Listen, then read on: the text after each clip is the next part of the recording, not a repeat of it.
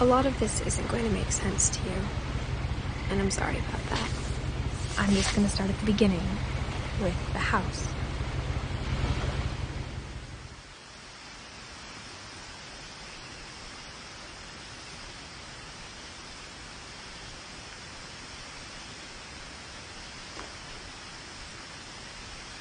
Someone had put up a chain link fence, but it looked like I wasn't the first person to hop it.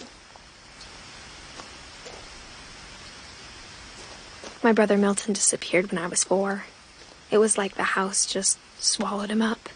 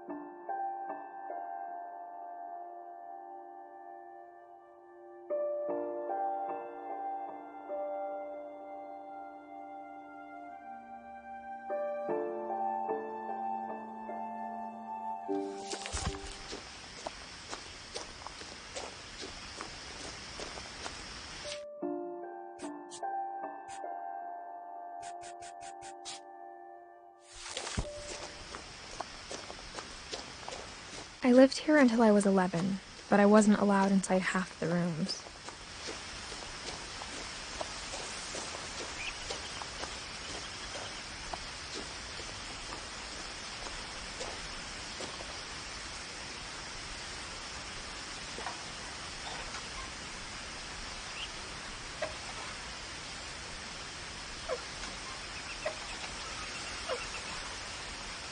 Inside the mailbox were bills from 7 years ago, marked urgent, open immediately.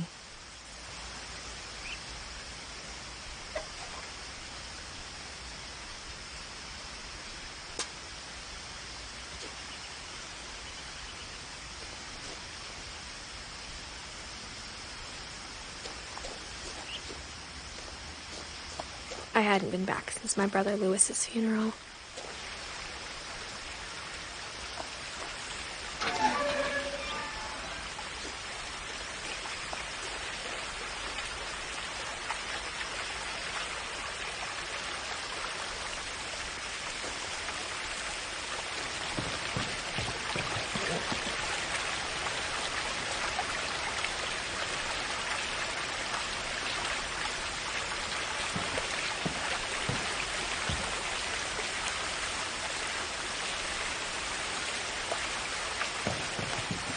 In her will, my mother left me a key, but didn't tell me what it unlocked.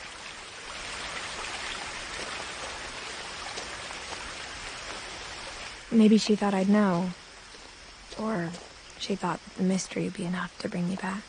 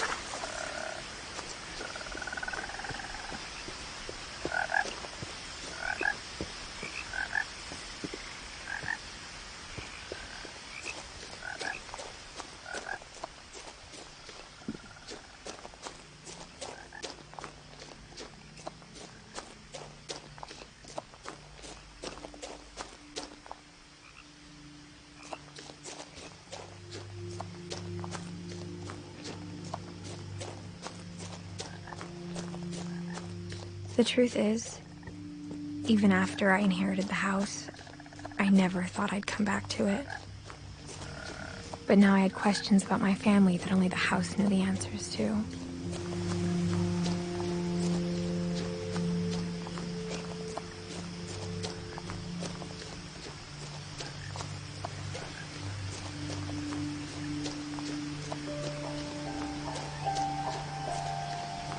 No one had driven this way in a long time, but I saw a few hoof prints.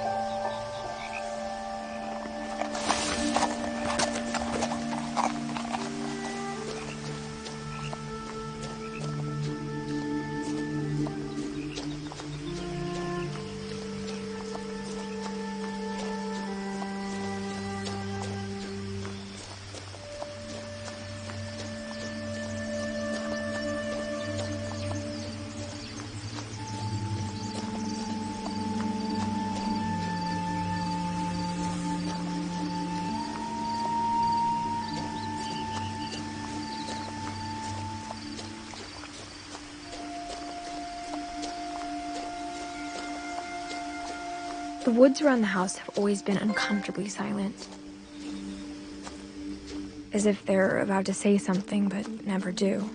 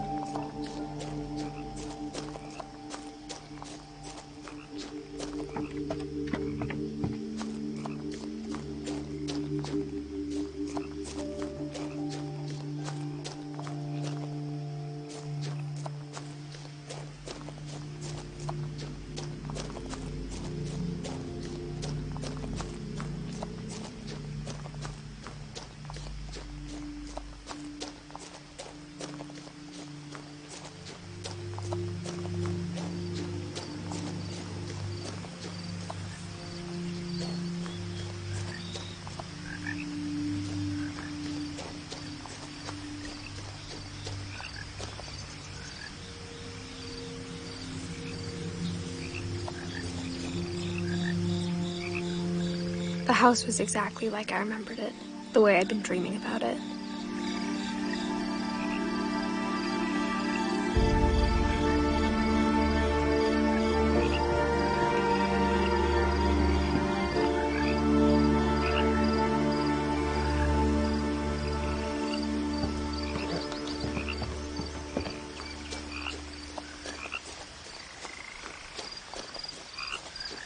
As a child, the house made me uncomfortable in a way I couldn't put into words.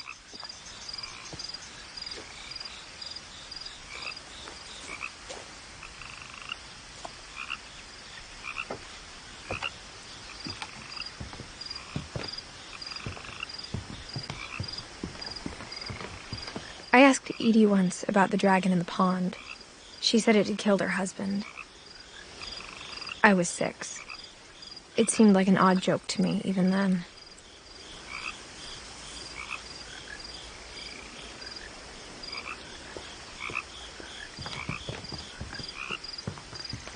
Now, as a 17-year-old, I knew exactly what those words were. I was afraid of the house.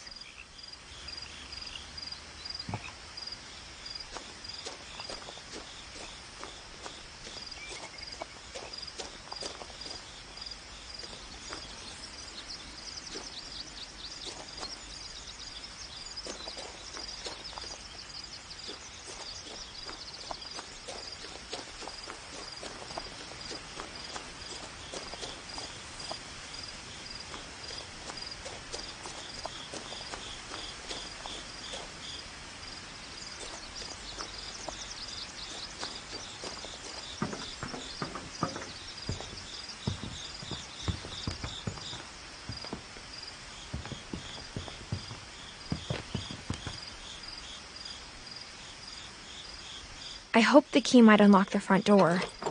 It didn't.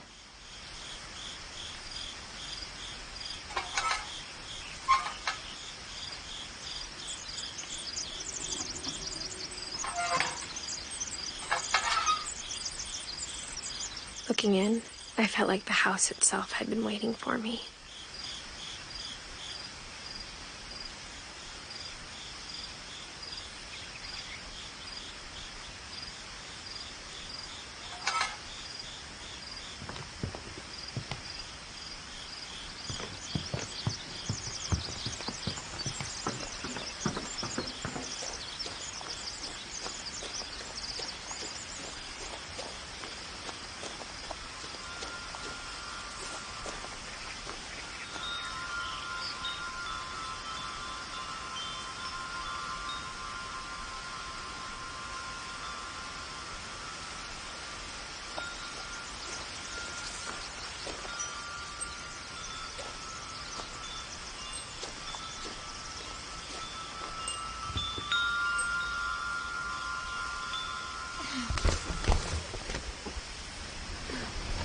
Crawling through the doggy door used to be a lot easier when I was 11.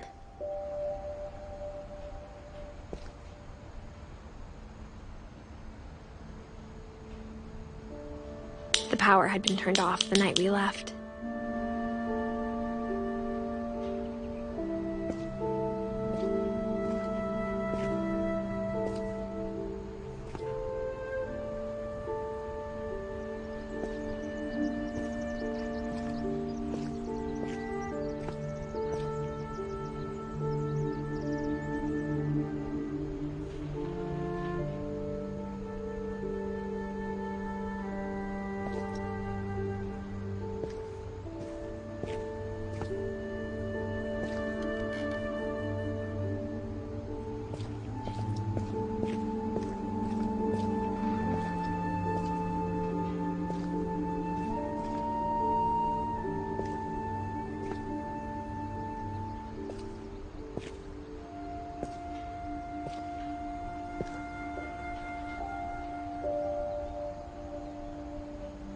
For the first time in years,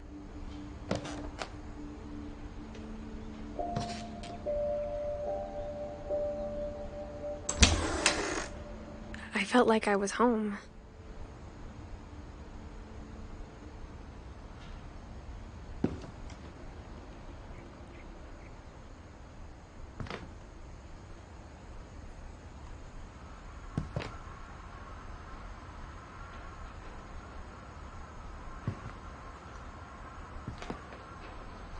But instead of a family, there were just memories of one.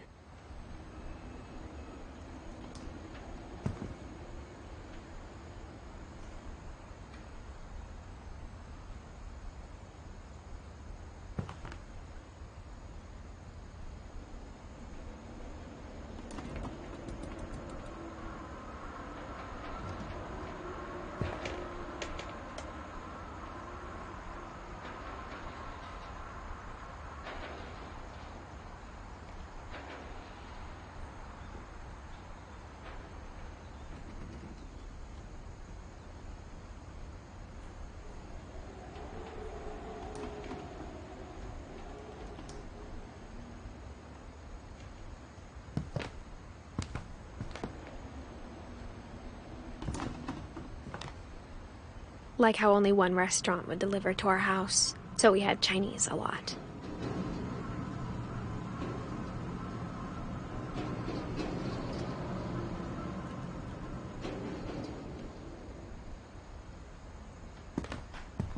Or how after Louis started working at the cannery, we all got sick of eating salmon.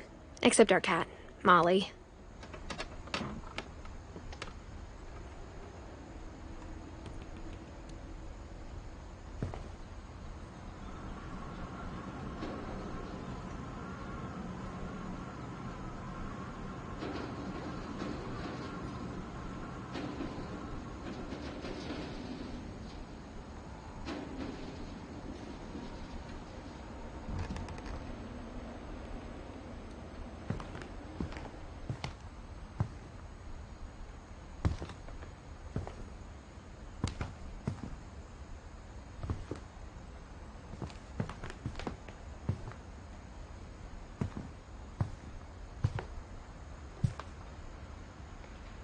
The table was still a wreck from the night we left.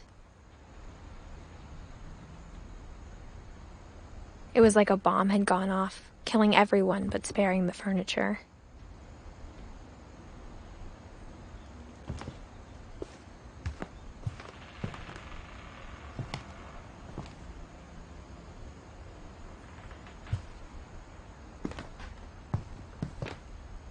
My mom was the only one of us who could imagine Great-Grandma Edie living in a nursing home.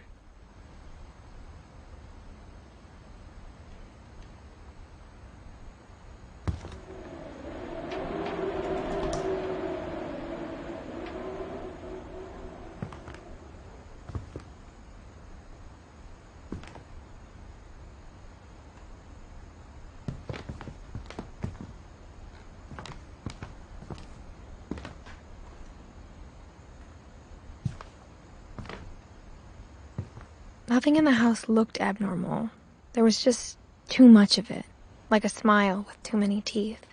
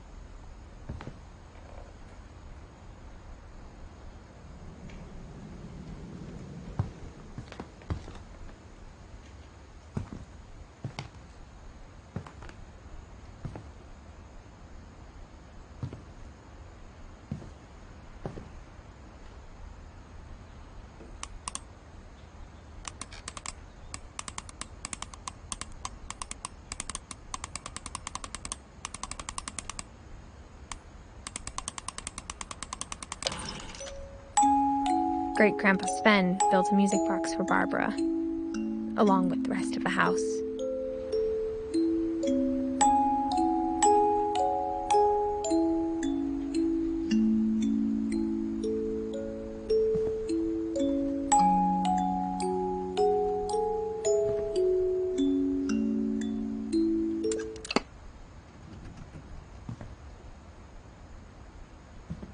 Mom always told me to stay out of the basement, so I wasn't too surprised when the key didn't fit.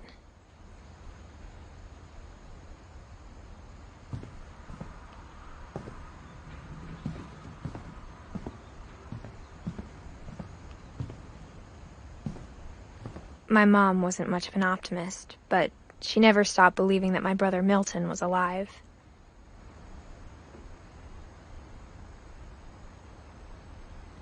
A lot of things got left behind in the whirlwind of that last night.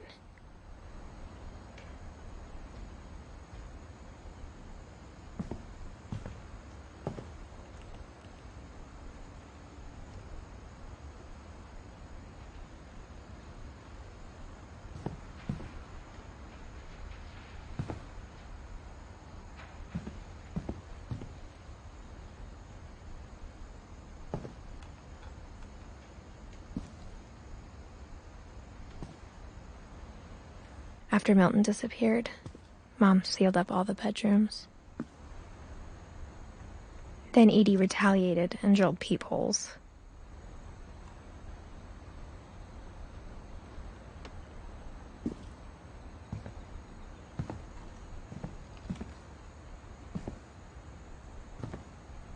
I spent a lot of time playing in Great Uncle Walter's room. I think my mom sometimes regretted not sealing it up.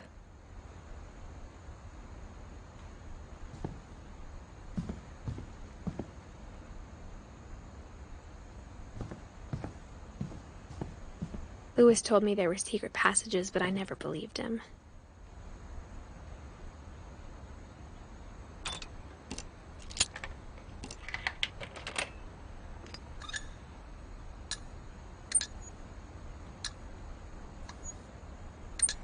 Turns out, my mom was really good at keeping secrets.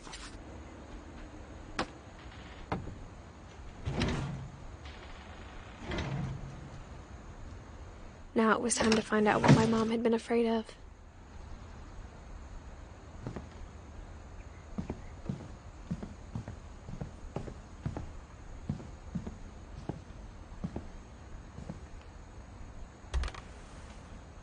Molly always seemed like a girl I could imagine being friends with, if she hadn't died in 1947.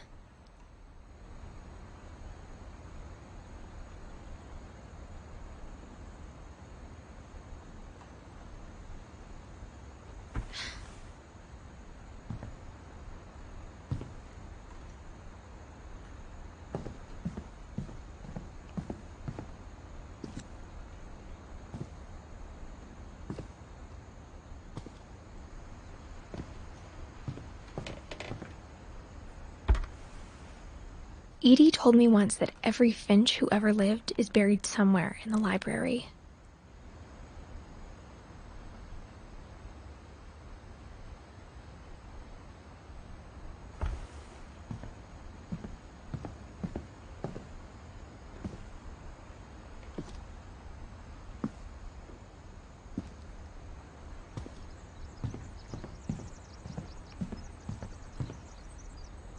Whenever people ask me about my family, the first thing they always want to know about is Barbara.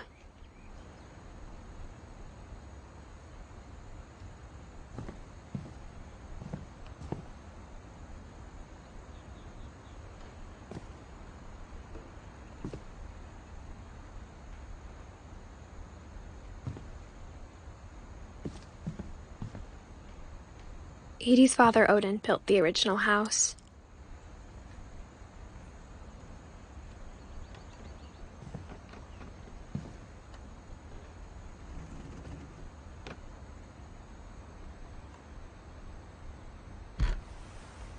Barbara was a child star for 2 years, until America grew out of it.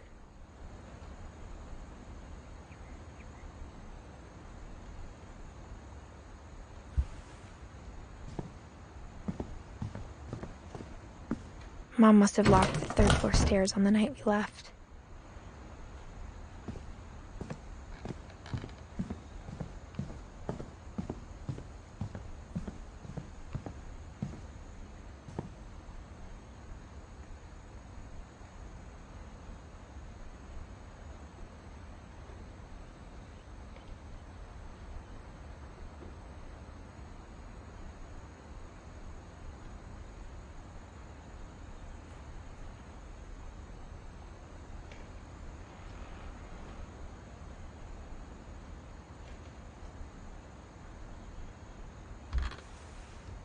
The last time I was in Edith Sr.'s room, I was 10 and she was painting my portrait.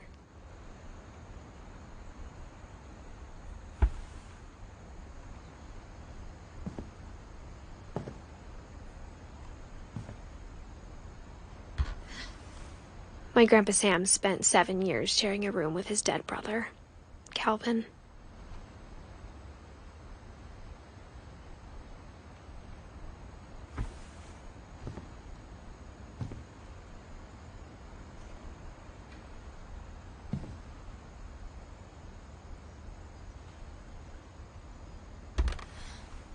As a kid, I just assumed every house had peepholes and sealed rooms you weren't allowed inside of.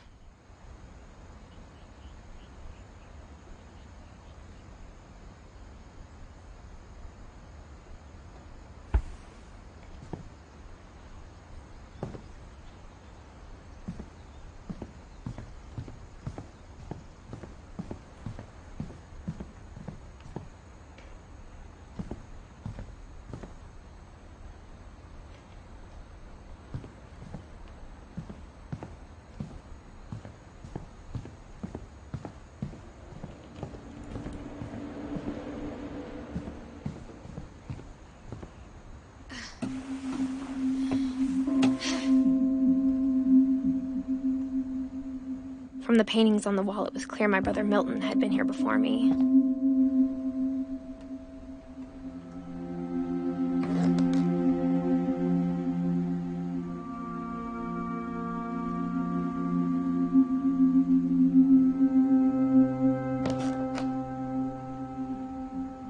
Reading this, maybe it sounds like I had a plan.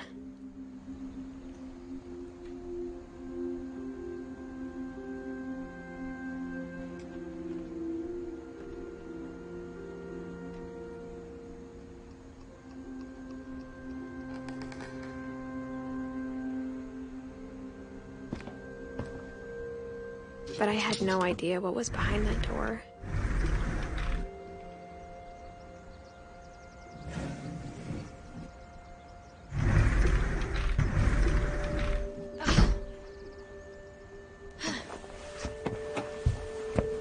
Just like I had no idea where all this was gonna lead.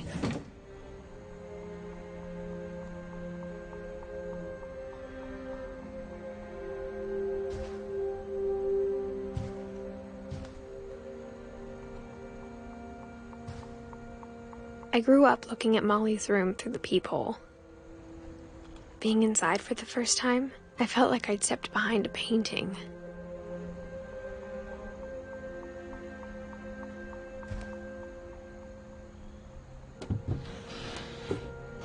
Molly's gerbil had a tiny bedroom with its own even tinier gerbil cage.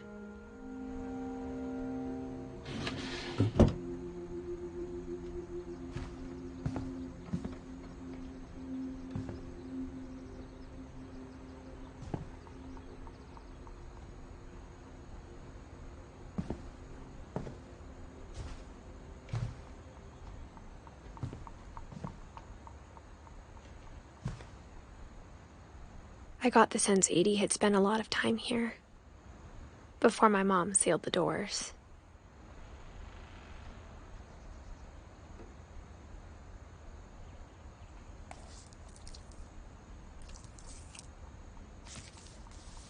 December 13th, 1947.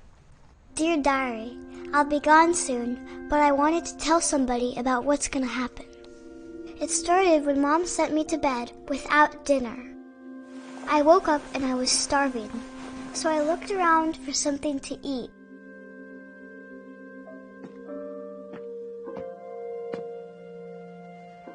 The gerbil food was dry, but I didn't mind it.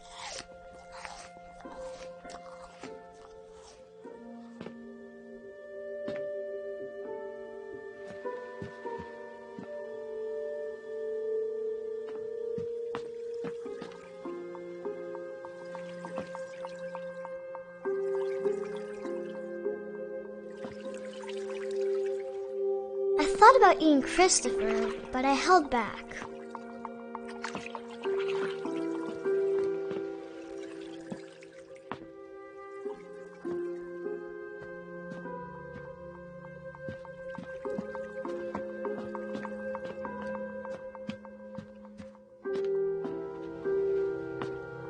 My Halloween candy was all gone.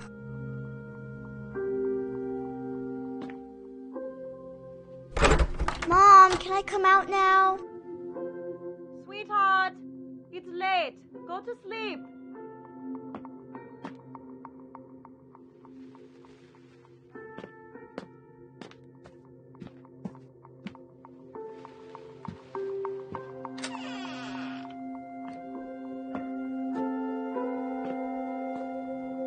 I kept eating and eating.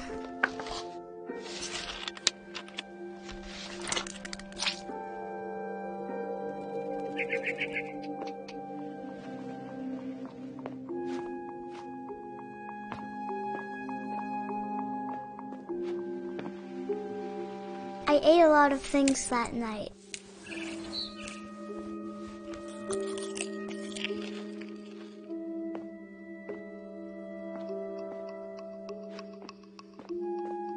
Then I heard chirping outside my window.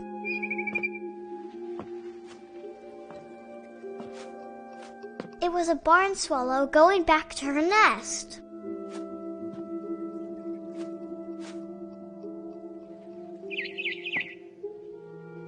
I reached out for her.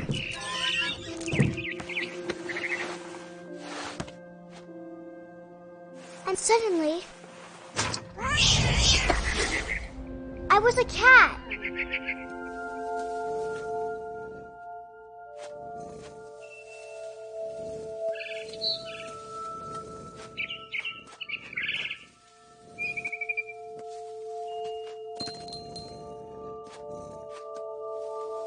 I tried to be quiet, but the bird was really scared.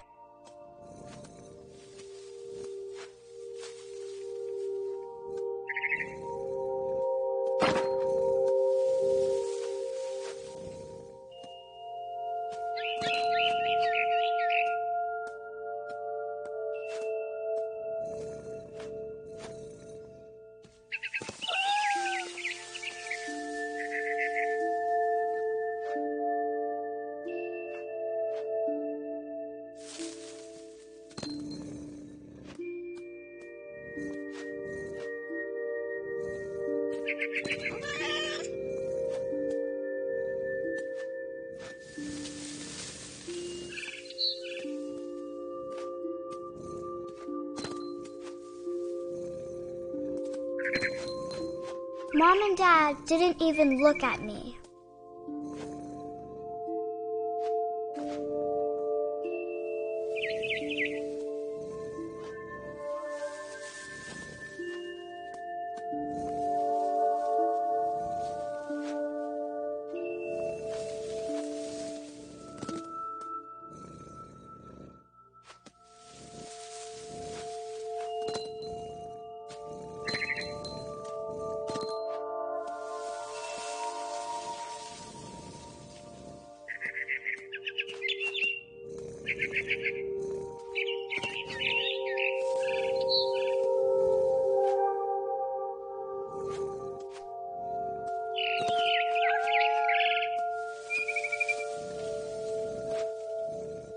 I jumped and I almost got her.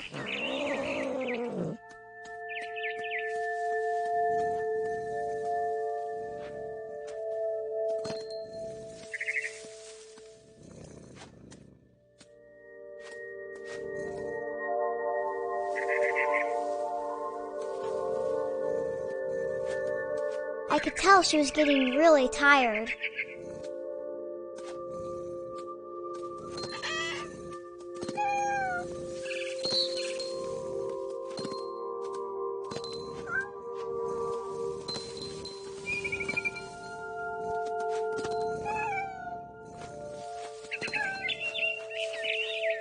Now I was up in the big tree. I promised Dad I wouldn't climb it anymore. All I cared about was eating that mama bird.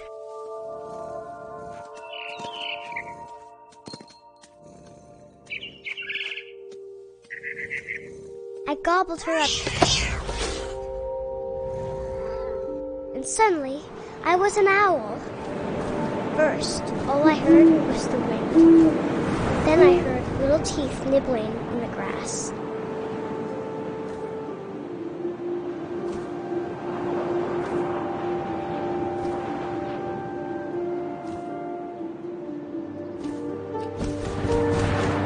Rabbits.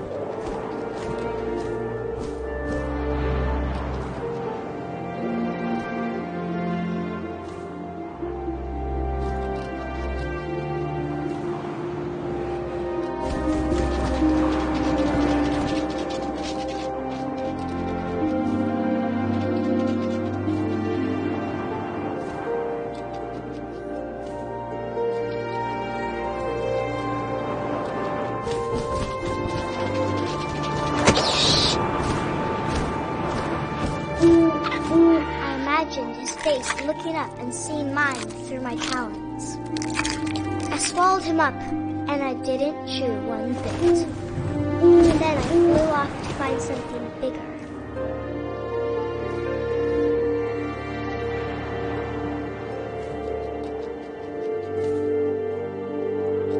A mama rabbit.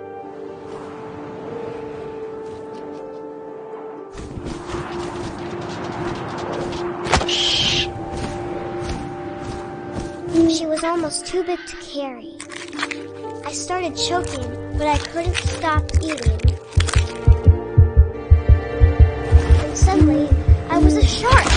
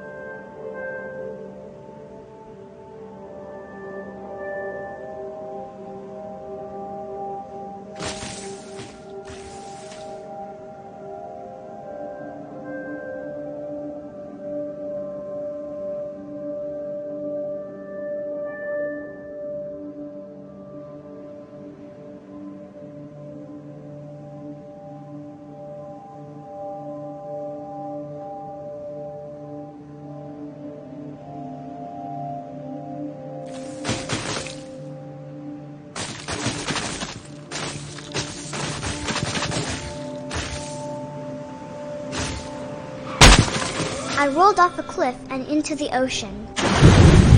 Now, I was hungrier than ever.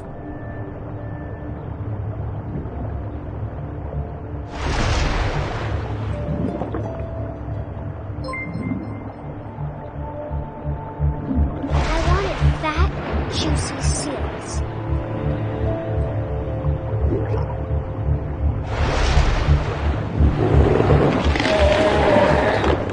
I tore off her flipper, and it tasted really good.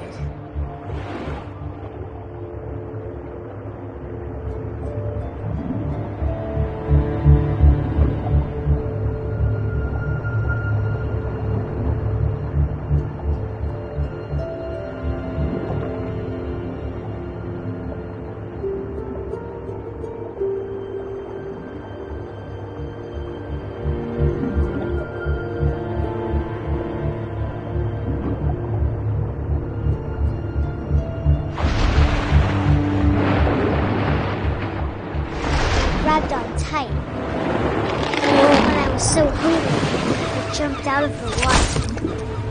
When I opened my eyes, everything had changed.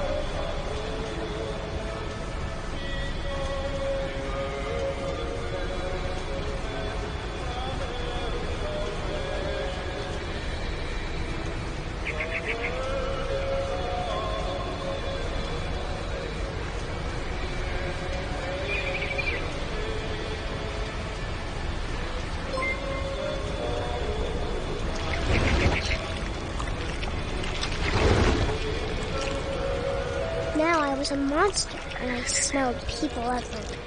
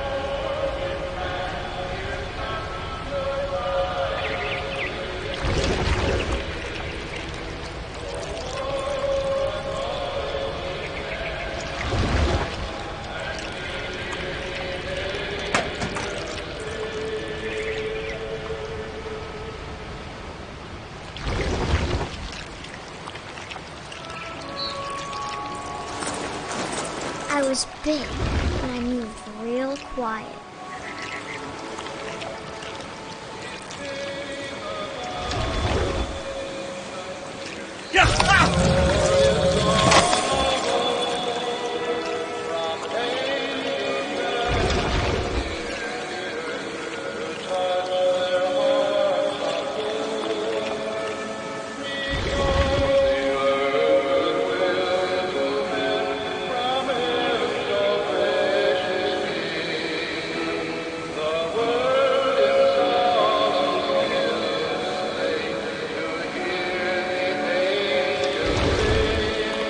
I wanted to stop, but also I didn't.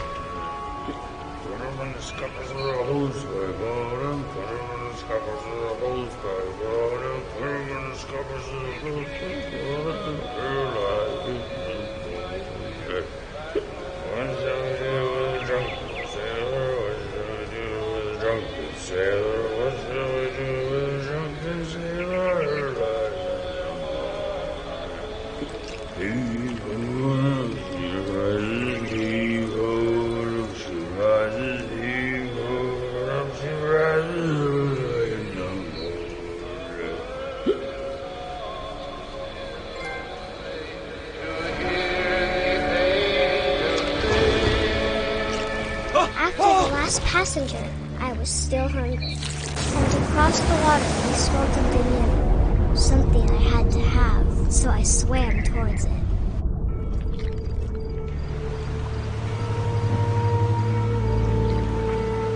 I slithered onto the sand, and the good smell went into an old pipe.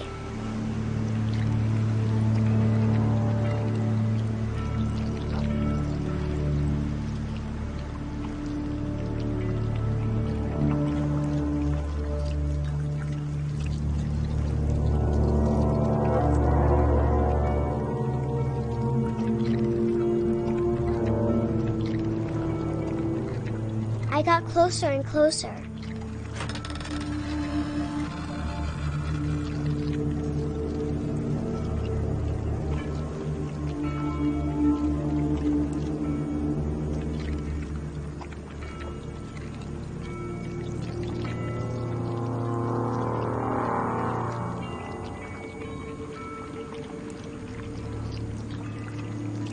All of my stomach started growling.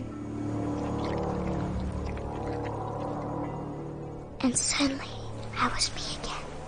I held my breath for a long time, but I couldn't hear anything. I think it's waiting for me to fall asleep. But it's not going to wait much longer. It needs to feed, and we both know I will be delicious.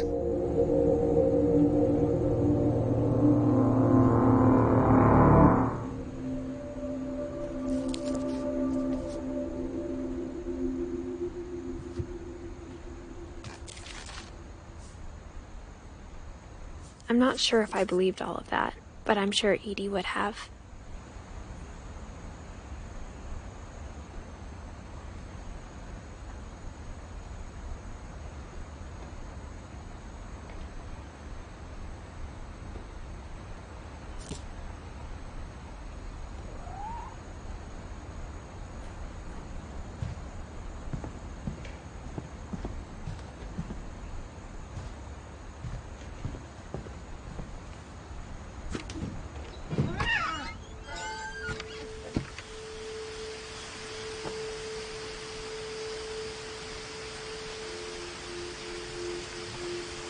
This will be obvious later, but my mom never told me any of these stories. Edie would have, but Mom didn't like bringing up the past. Though, when we adopted a stray kitten, she was the one who named it Molly.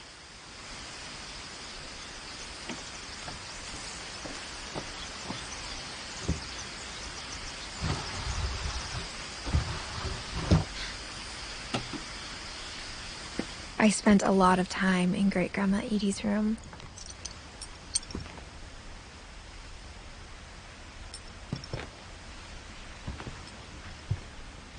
Edie knit me a new pair of gloves every year, just in time to replace the old ones.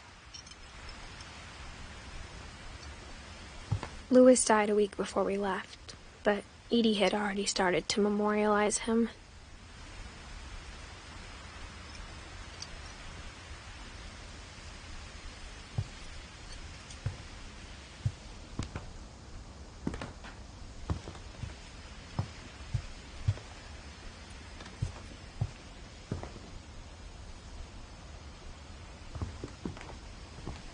One summer, they evacuated the island, but Edie refused to go. For a few weeks, she was a celebrity. When Edie told people Sven was killed by a dragon, she could also have said he was building a dragon-shaped slide that collapsed. She could have, but she didn't.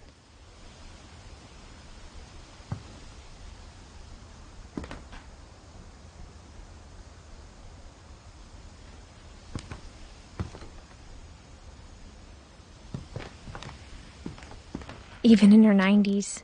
Sometimes Edie seemed a lot younger than my mother.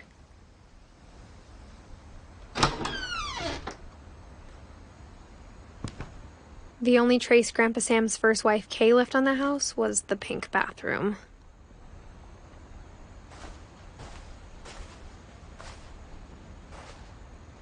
It was a pretty big trace.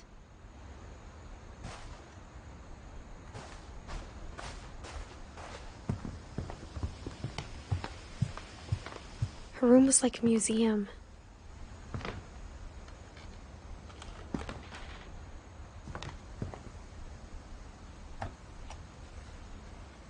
For 500 years, the Finches have been famous throughout Norway for their fortune and misfortune. Odin Finch buries the latest victims of the family curse, his wife Ingeborg and their newborn son, Johan. On January 7th, 1937, he set sail with his family and his house, hoping to leave the curse behind.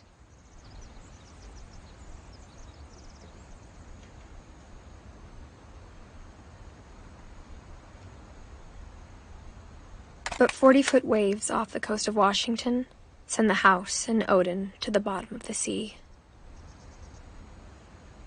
Odin's daughter Edie, with husband Sven and baby Molly, step ashore on their new home, Orcas Island. Odin Finch is the first to be buried in the new family cemetery. His daughter Edie is already dreaming of a new Finch house.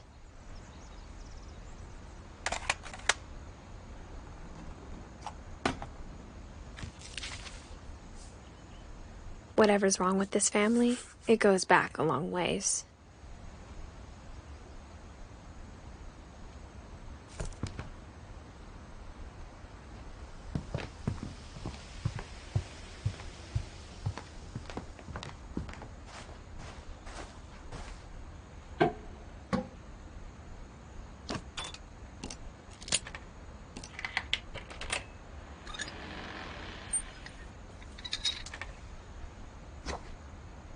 There's a secret in this bathroom. It's in the last place you would look. It isn't in the cupboard. It's hidden in this book.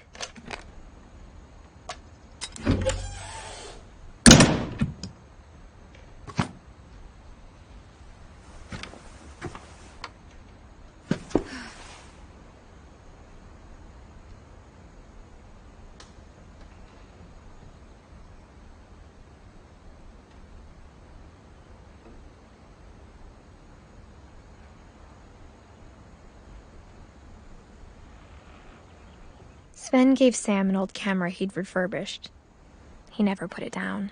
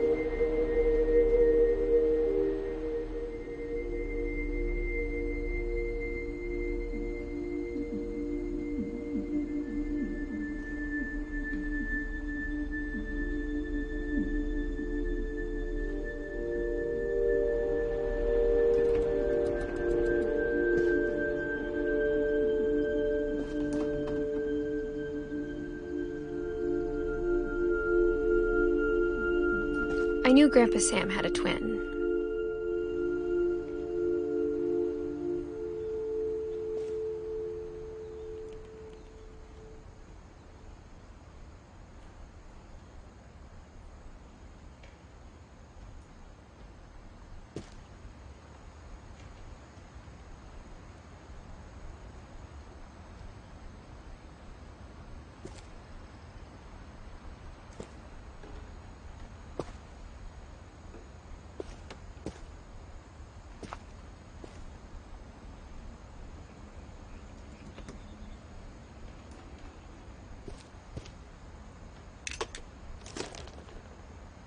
and that he never talked about him.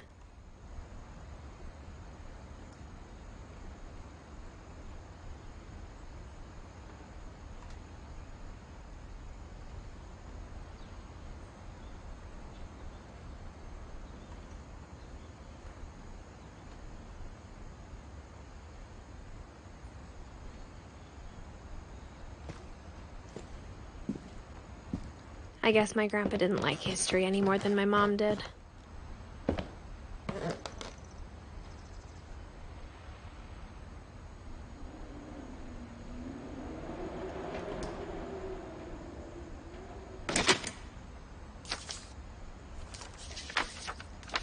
How I Want to Remember My Brother by Sam Finch.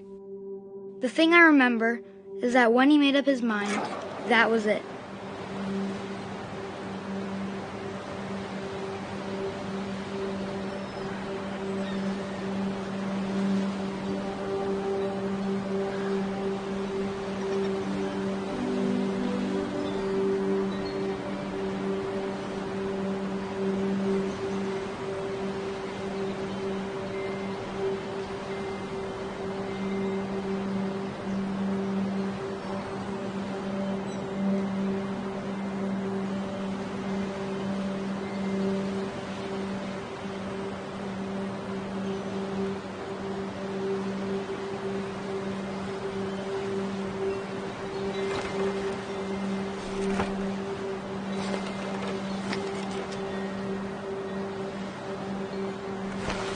My brother said he'd die before he ate another mushroom.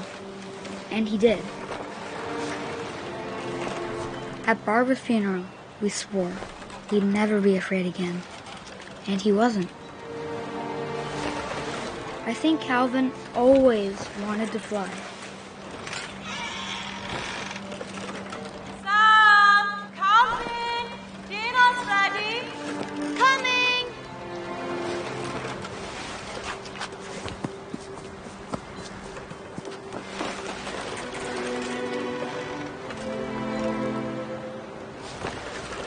But that day, he finally made up his mind to do it.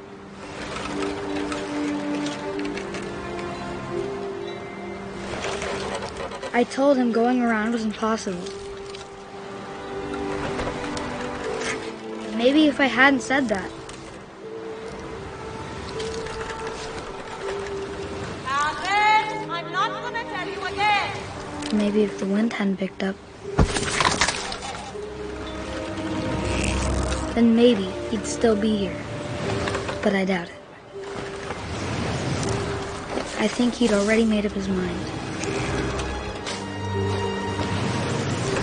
That's what I want to remember about my brother.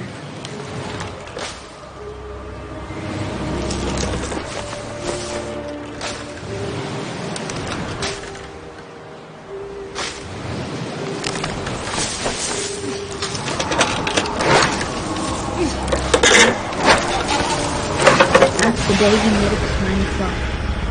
And he did.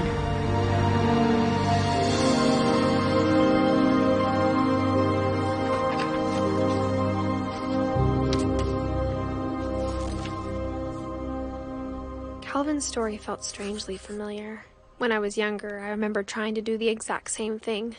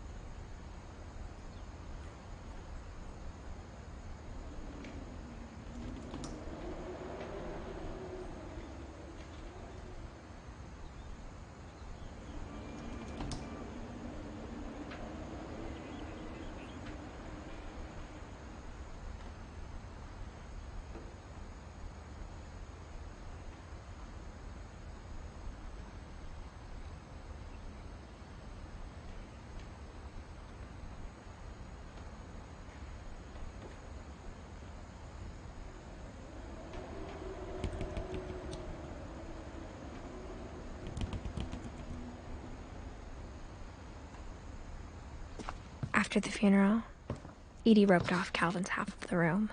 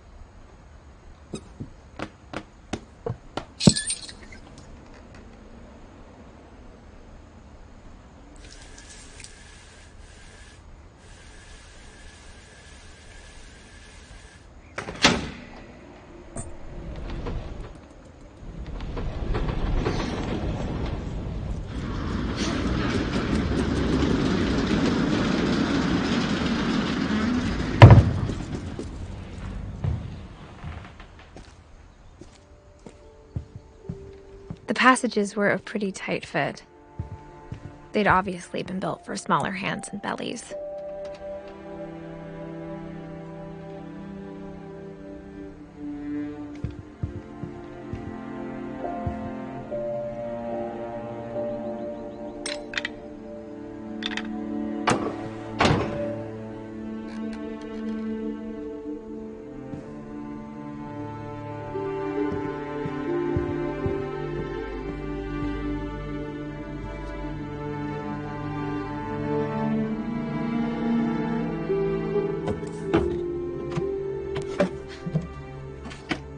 Growing up, I always thought of Barbara as a child star.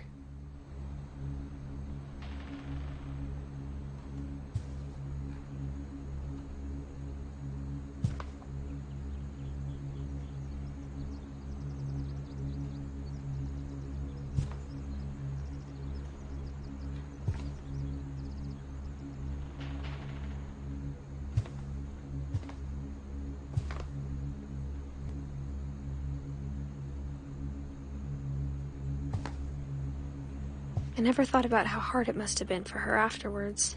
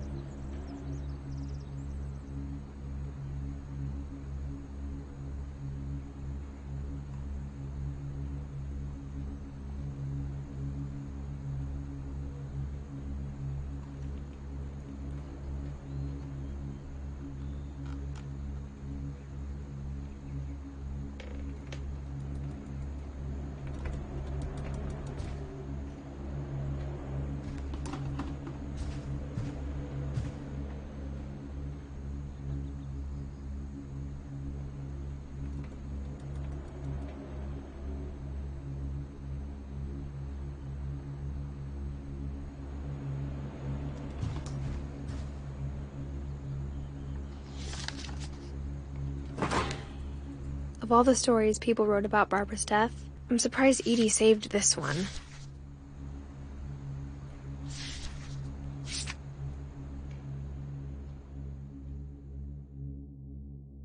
Old Jack here with another ghastly tale inspired by America's most unfortunate family. I'm calling it The Surprise Ending of Barbara Finch. As a child star, Barbara was famous for her scream. Now at 16, she was all washed up. A has-been. But in a lucky break, she'd been asked to perform her signature scream at a local convention for monster movie fans. It was just the boost her career needed. Unfortunately, her scream hadn't aged well. Getting better. I think you just need the right motivation. Her biggest fan and current boyfriend, Rick, was about to demonstrate when... Now that was a great scream. It was Barbara's father, Sven. He'd slipped into a table saw and had to be rushed to the emergency room. So Barbara got stuck babysitting her youngest brother, Walter. Her convention comeback was cancelled. Okay, I'm hearing frustration, but I'm not hearing terror. What if I tried... A gang of hoodlums in Halloween masks have been terrorizing Orcas Island tonight. Police are urging residents to... That came from the basement. You're right! Also, I loved your delivery on that. Why is your basement door locked? Because my dad likes making puzzles and secret passages. There's a key hidden in the music box. The secret is to keep winding and winding until finally the key pops out. Thanks, babe. I'll be back in a sec. 20 minutes later, Rick hadn't returned. So Barbara went to look for him, right on cue. She reached for the music box. And as she wound the key, she listened for Rick, but the house was silent. It was coming from inside the house.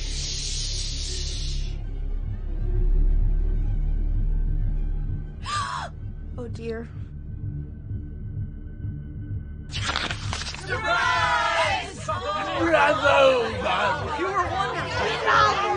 monsters had come to surprise her.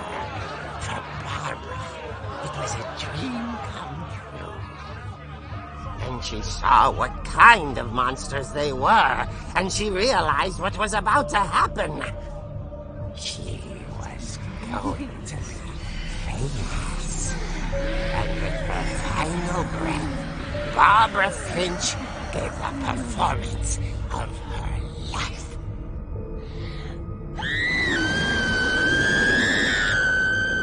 I wasn't there myself, but I hear Barbara was magnificent. Poor girl. She had a taste for stardom. But unfortunately, so did her fans.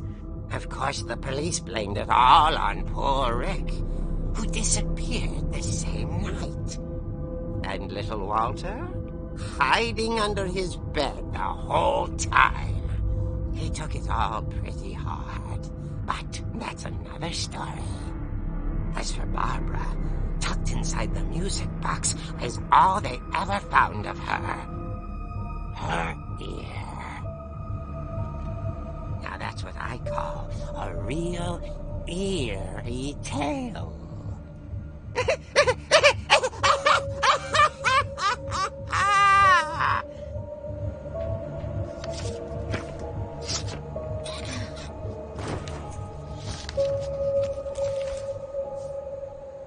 Edie told me all Barbara wanted was to be remembered, as absurd as that comic was.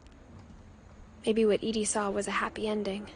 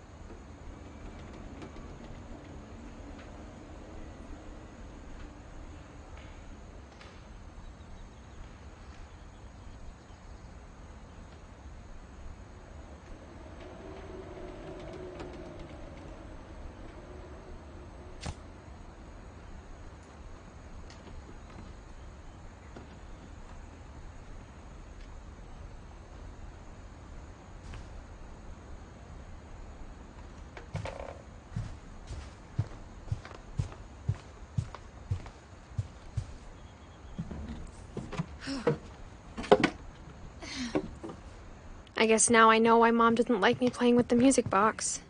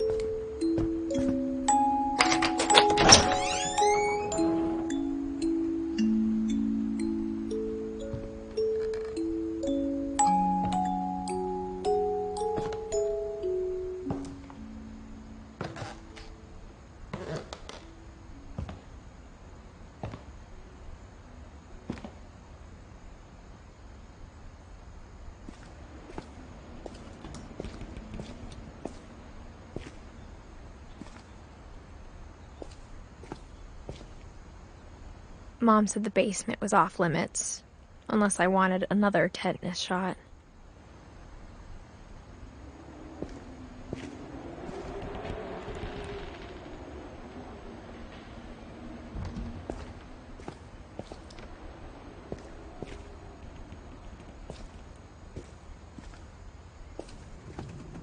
I saw Edie sneak down to the basement once, carrying packages.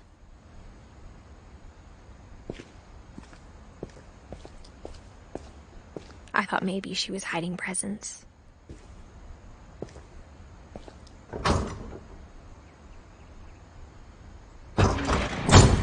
It turned out she was hiding a lot more than that.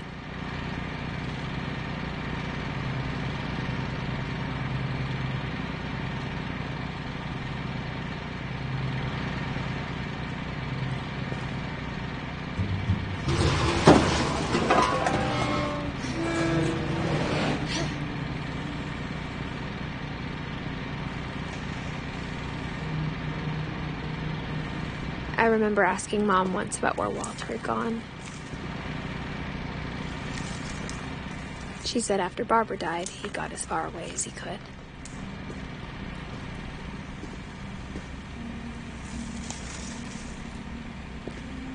If there's a pattern in all these stories,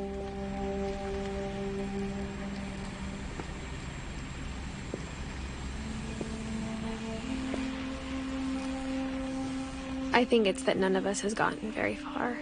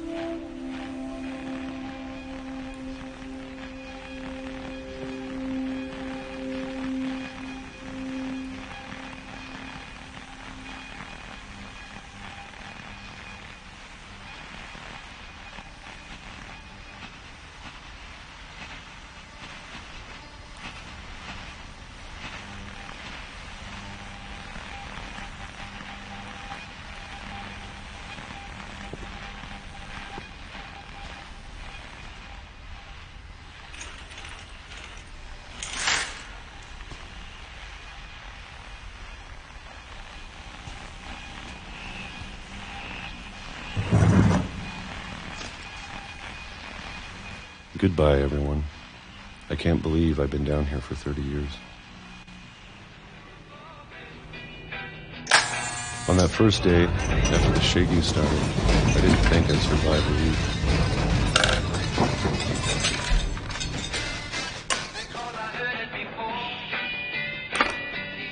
But after a few days, I settled into a routine. That's what kept me sane.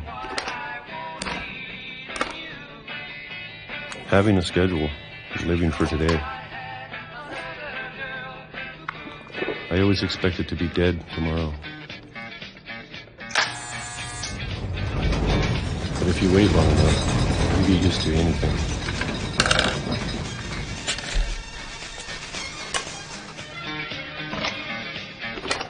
Even a monster on the other side of the door starts to feel normal. Almost friendly.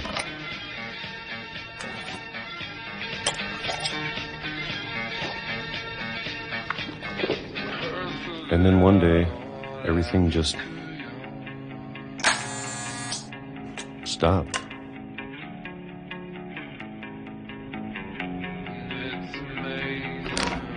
Whatever that thing was, it was gone. Maybe it got tired of waiting. Or maybe I just got tired of being afraid.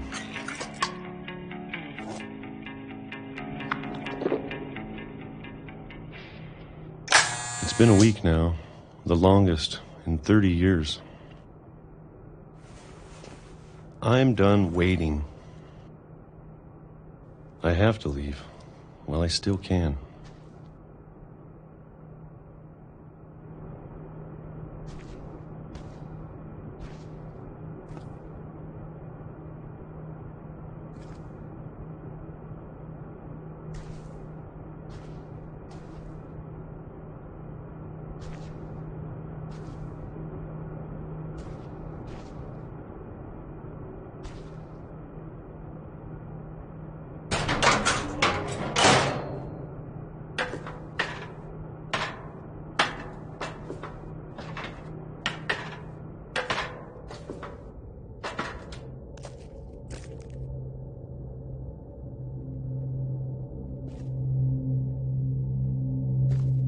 I know it's out there, somewhere. Whatever killed Barbara and Molly.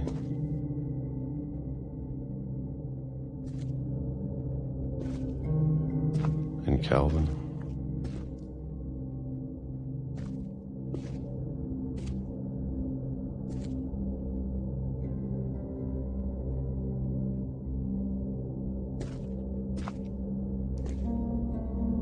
Maybe this is all a mistake.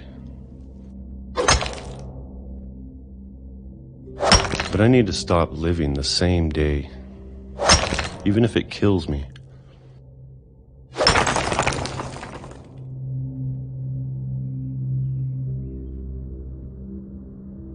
Whatever's out there, I want you to know I'm ready for it. I'm going to appreciate all of it, especially the food. I don't mind if I only have a year left, or a month, or a single week. I'd be happy with one new day. I can already imagine the sun on my face.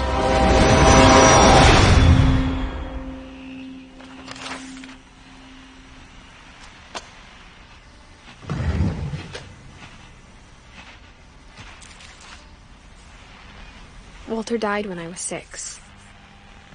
I can't believe my mom never told me he was down here.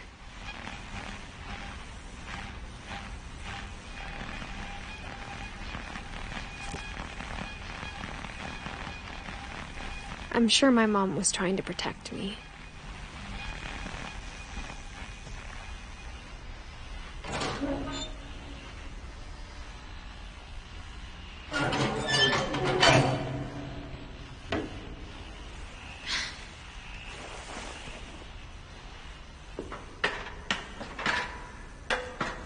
Maybe she was afraid I'd end up like Walter.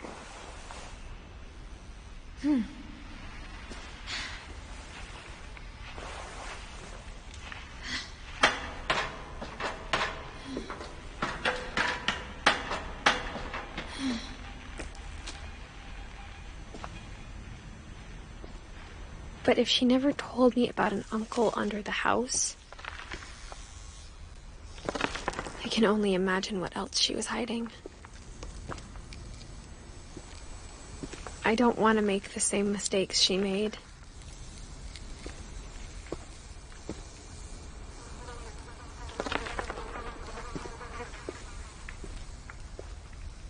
Trying to bury something that's still alive.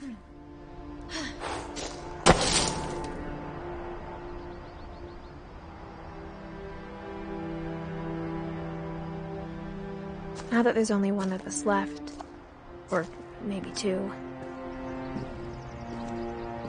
I thought it was time I heard the stories for myself and found out what happened to everyone else. But now I'm worried the stories themselves might be the problem. Maybe we believed so much in a family curse, we made it real.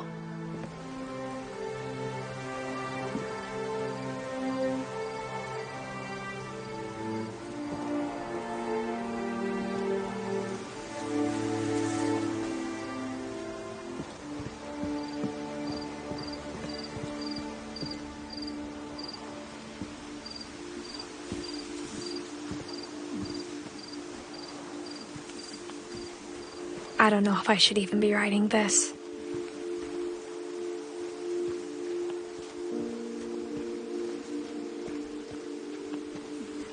Maybe it'd be better if all this just died with me.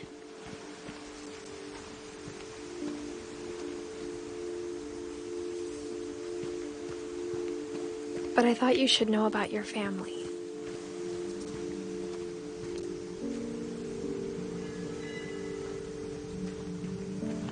And the history you're a part of.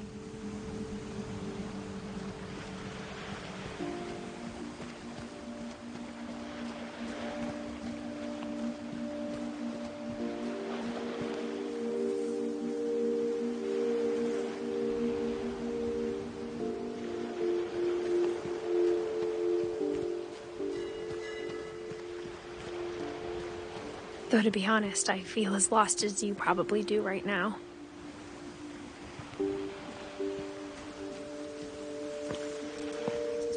I think the people in these stories believed them, for what that's worth.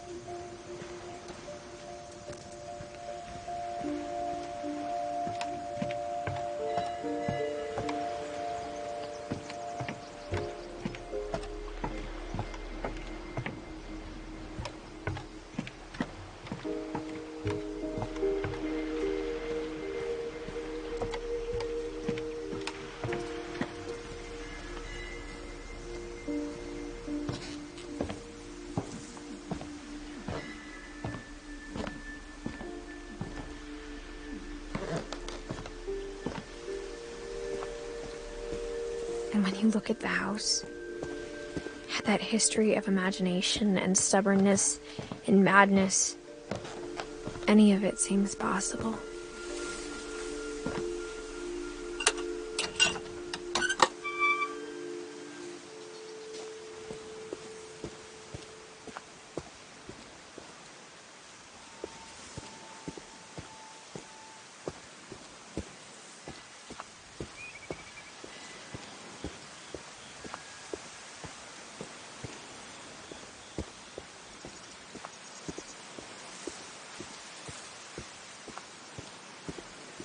I think we've been surrounded by death for so long, we've just gotten used to it. What kind of family finishes building a cemetery before starting the house?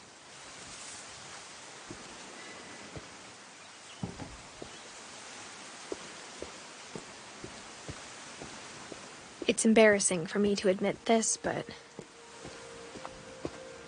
the pet cemetery made me more uncomfortable than the human one. 3 of the gerbils were mine, and 2 had been my fault.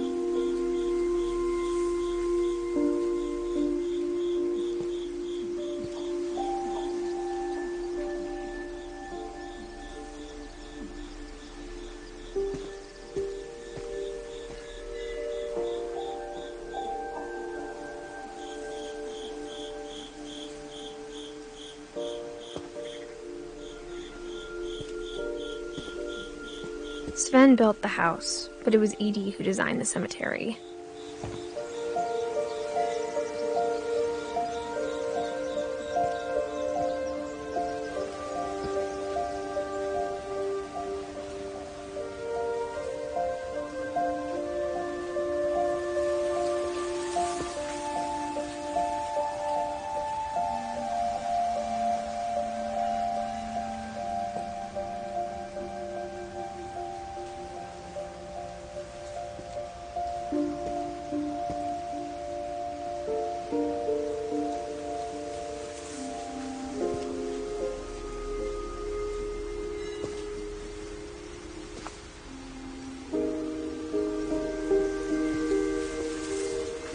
I'm sure Odin's monument had been Edie's idea. My mom was always trying to move on, but for Edie, the past never went away.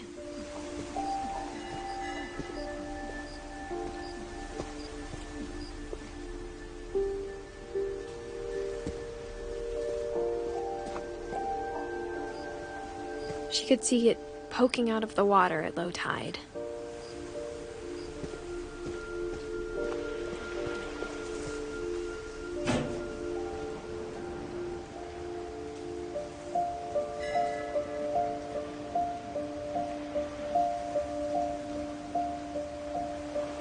Edie said she dreamed about the old house every night.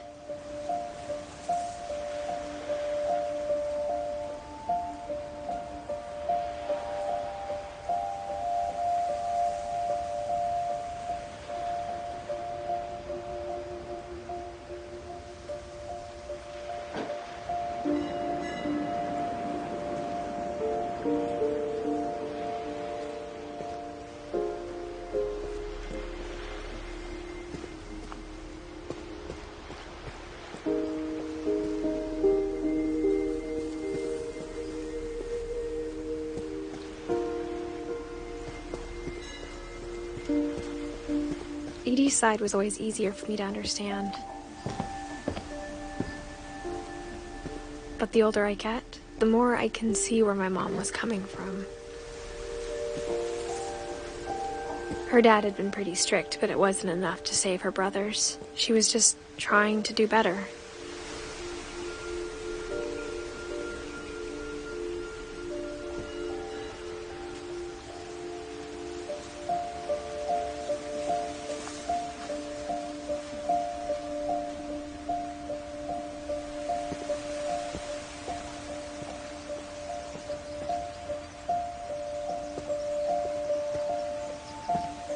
She lost 2 of her brothers, just like I did.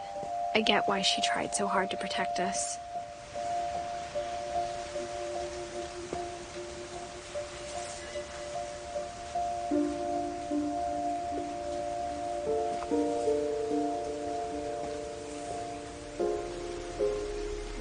We never found Milton's body, so my mom insisted we were putting up a monument, not a tombstone.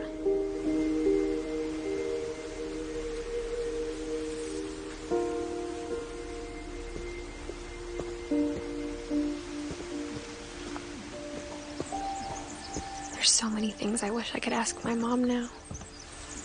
Part of me thinks this is what she wanted all along. For me to come back someday and find everything out for myself.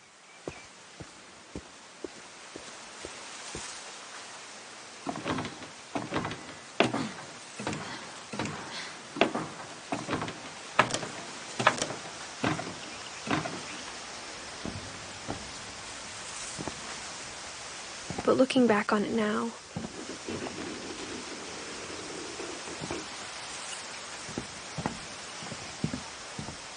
if she told me there was going to be so much climbing, I never would have come when I was 22 weeks pregnant.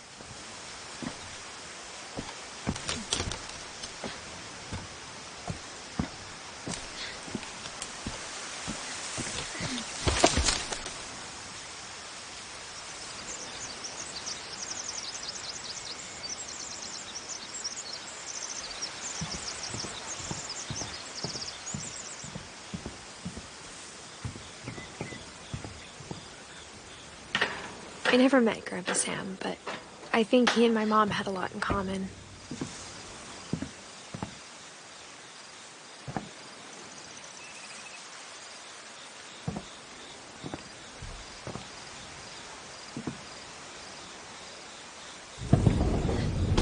They were both pretty intense.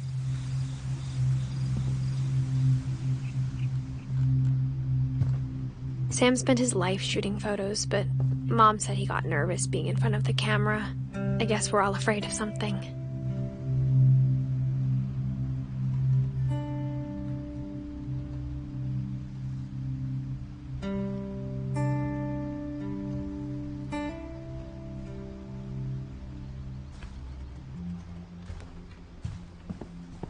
Instead of hiding from death, Sam seemed to go out of his way to meet it.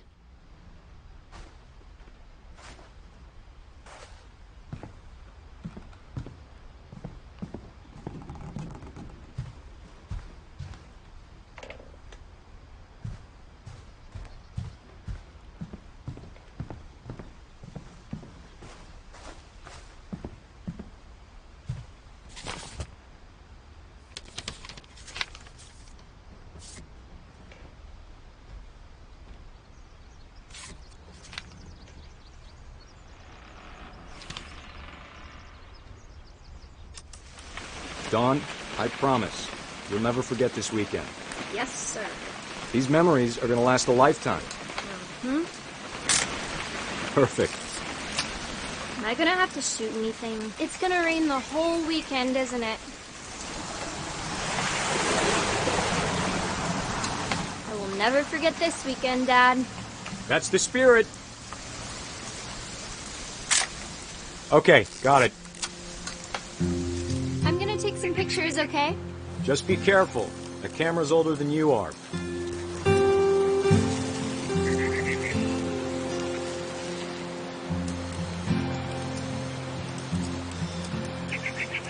You're right, Dad. It's starting to clear up. Still freezing, though. Definitely should not have drunk all that coffee. Aw.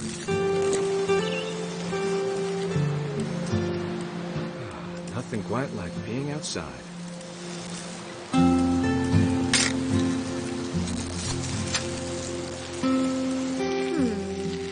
Hold still while I take... Hey!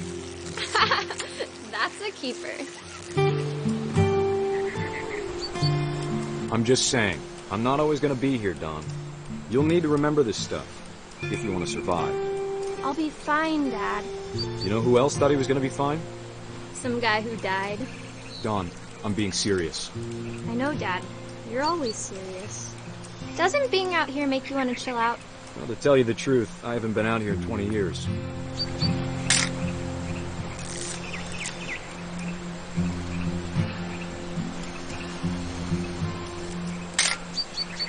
Last time I was with my brother Calvin. Man, that was a great trip. Your grandpa Sven taught us how to fish. How to build a fire. Dad! Good eyes, Don.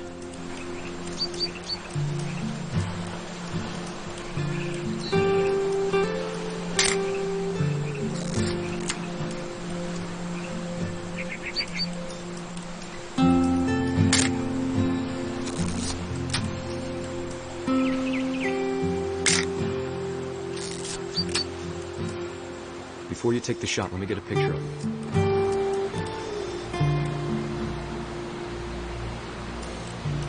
Dad, I...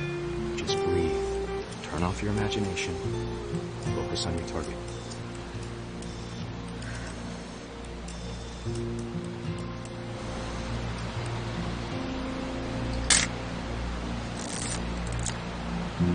Let me get behind you. Do I have to do this? Don, you don't have to do anything. But if you want to survive, you'll need to be strong. Great shot, Don!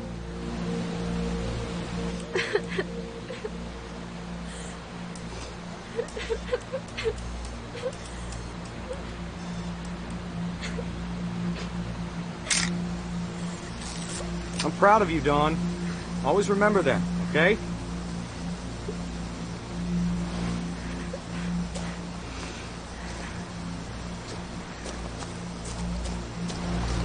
Sorry, Don. Just gotta reset the timer.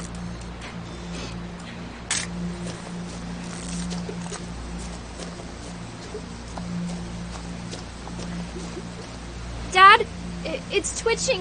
I think That's it's totally still... normal, Dawn. Just focus on the camera. Try not to think about... Dad!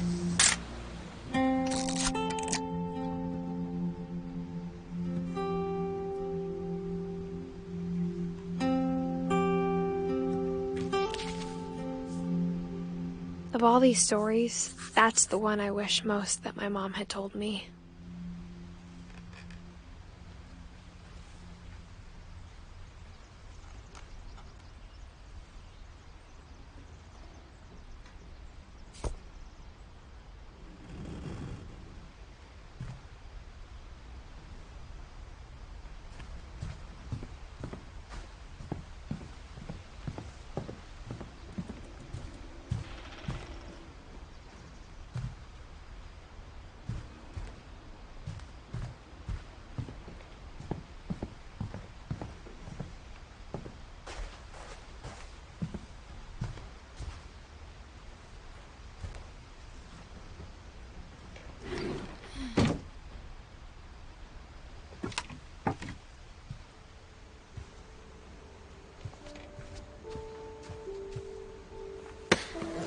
After Sam died, my mom and Edie got really close.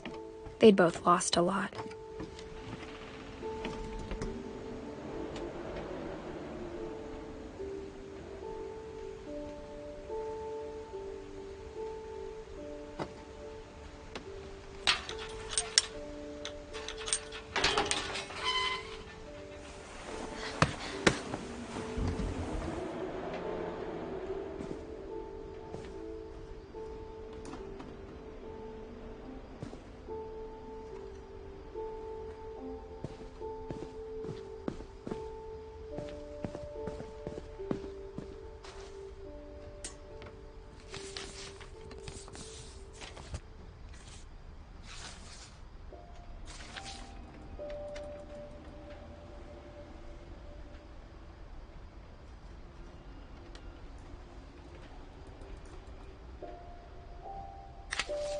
Dear Kay, do you remember the way Gregory used to laugh when he thought he was alone?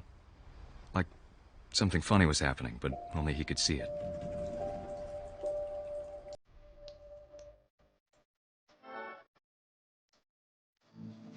I think he saw things the rest of us don't.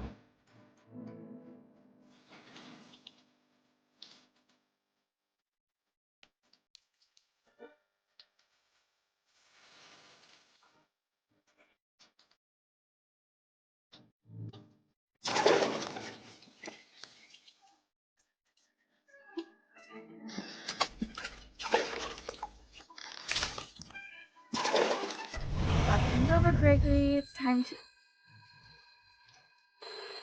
Hold on, sweetie. Hello?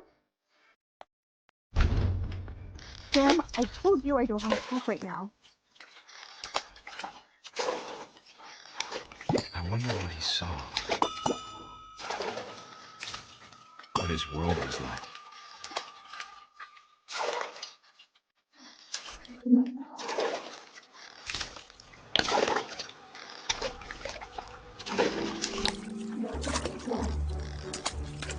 It reminded me so much of Calvin.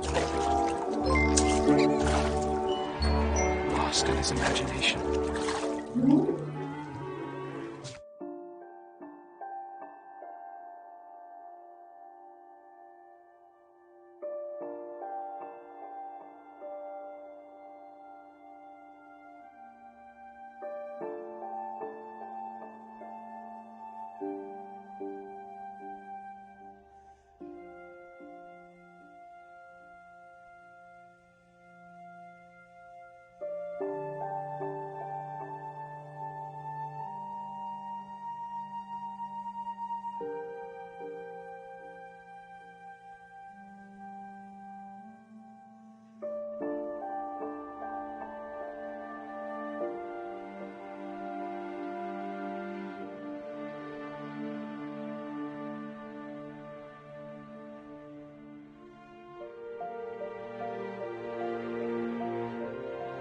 Good luck, Kay. Love, Sam.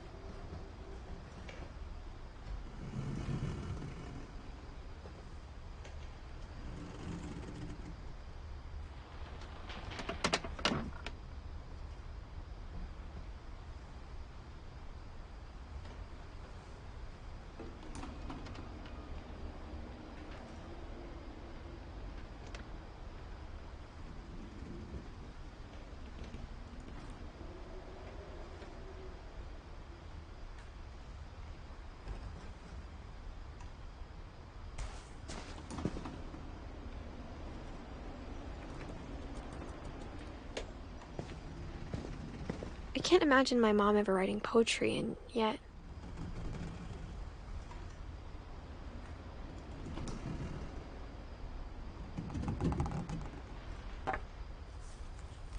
A poem for Gus, who always said the wedding was a bad idea. Our father never hit us kids, at least not very hard, before the day my brother said with teenage disregard that he'd be dead before he'd see a wedding in our yard.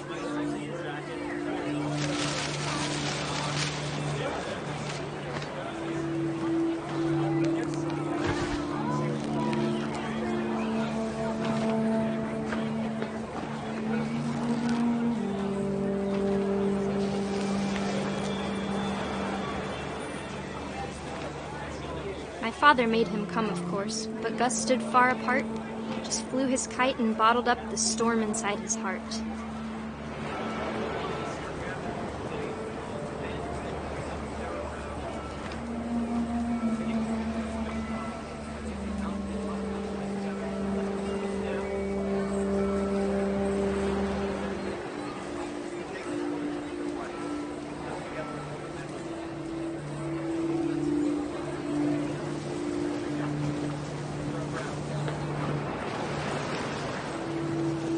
I tried to talk him out of it, but though he'd never met her, "We don't need a stepmom," were the words that I now pronounce you husband and wife. You may kiss the bride.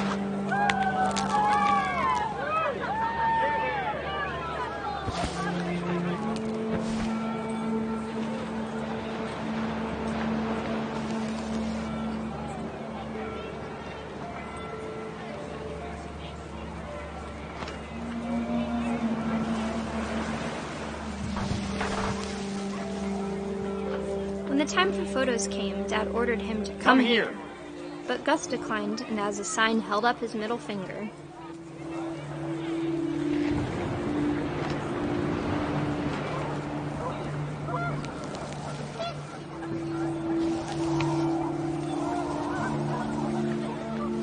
The wind picked up, and panicked geese appeared and quickly went. But all the humans did that day was go inside the tent.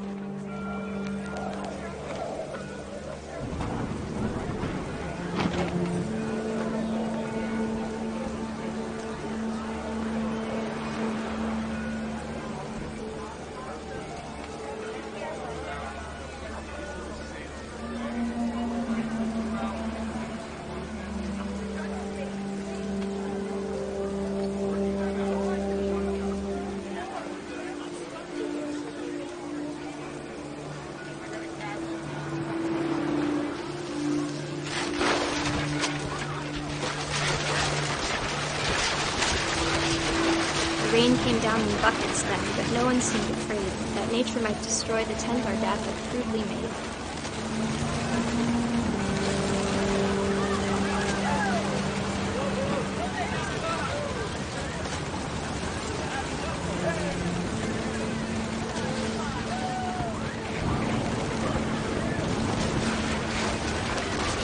The thunder sounded much too close and full of angry power. But all my father said to this was, "Make the music louder."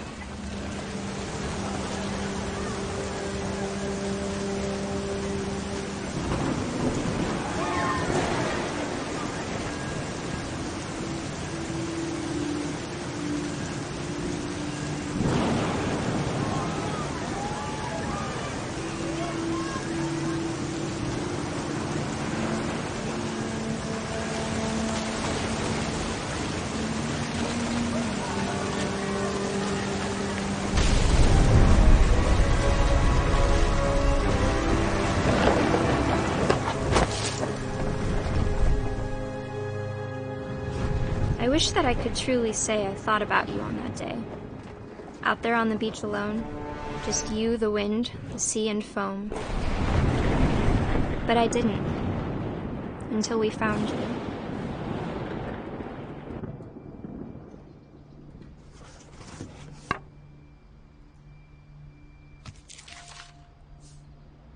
She never talked about him, but Mom told me once if I was a boy, they were going to name me Gus.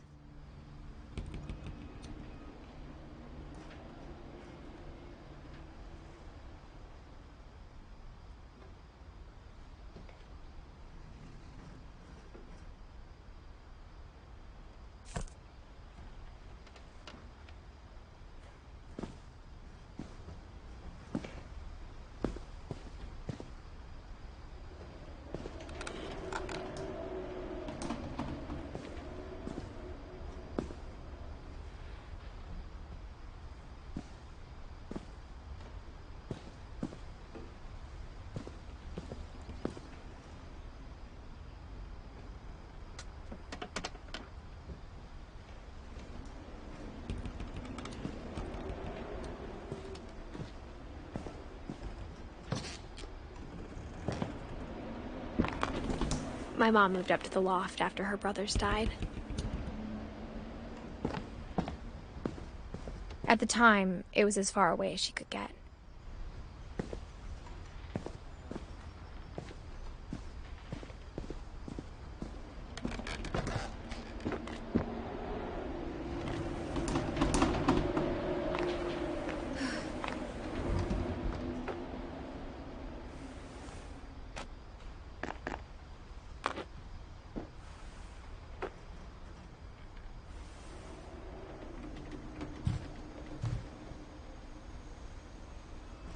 Religion was another thing my mom never talked about, but I think it helped her a lot after her dad died.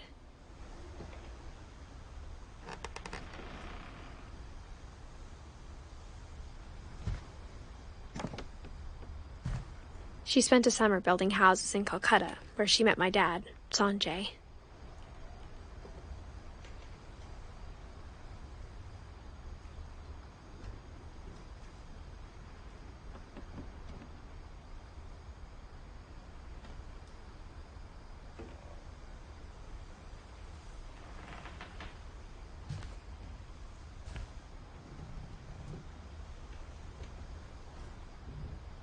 My mom moved to India a week after graduation and got a job teaching English.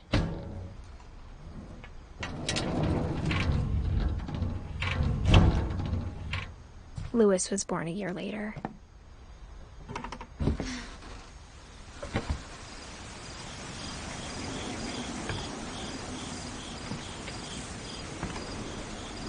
When my dad died, I don't think Mom knew where else to go.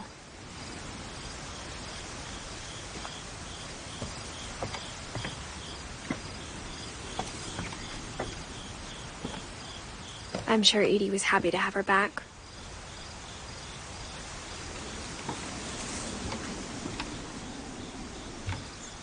And to see kids in the house again.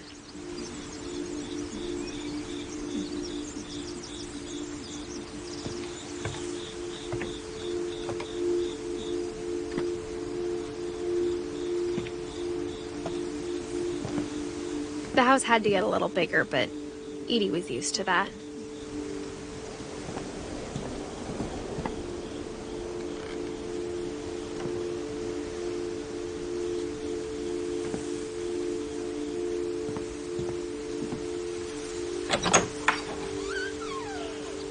And for a while, things were good. Almost normal.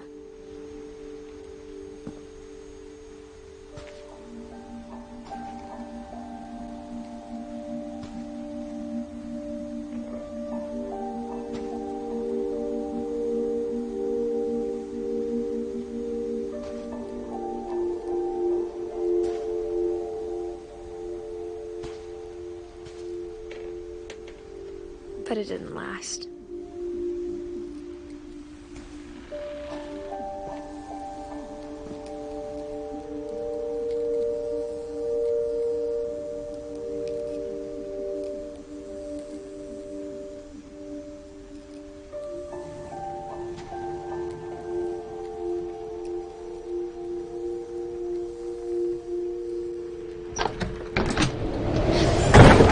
The beginning of the end was Milton's 10th birthday, when Edie gave him a castle.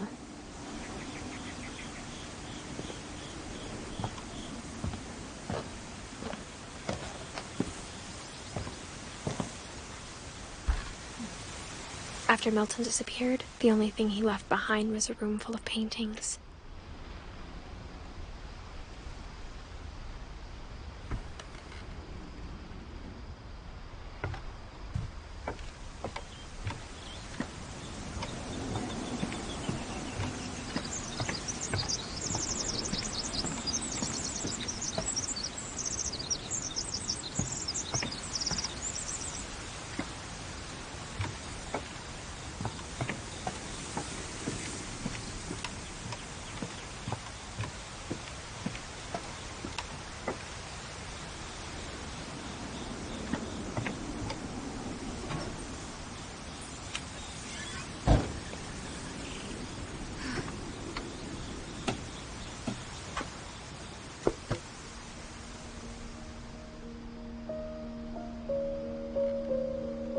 I think Edie was happy to finally have another painter in the family.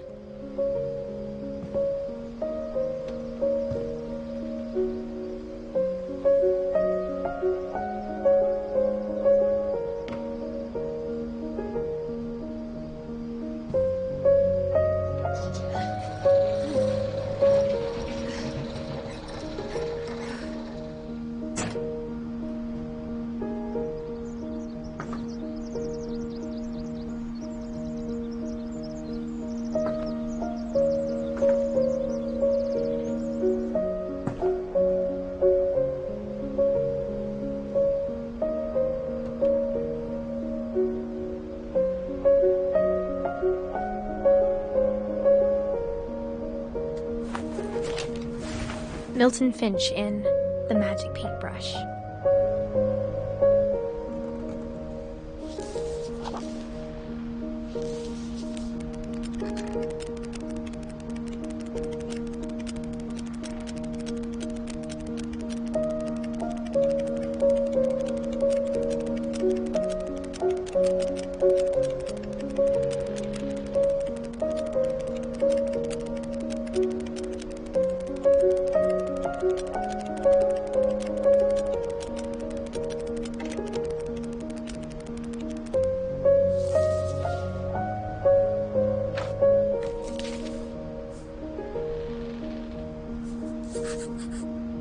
I was 4 when Milton disappeared.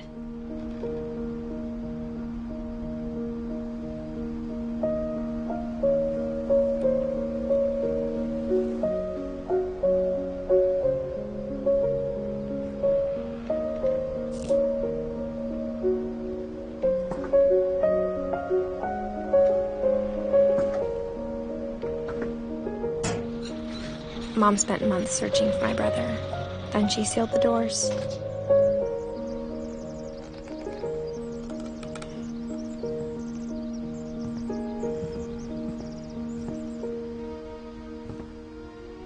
Whatever Milton had found in the house, Mom didn't want it getting out.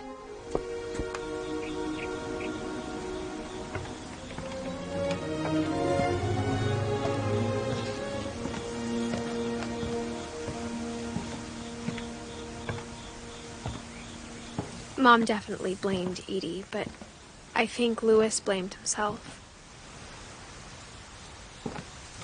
After he graduated, he just spent more and more time in his room, until Mom got him a job at the cannery.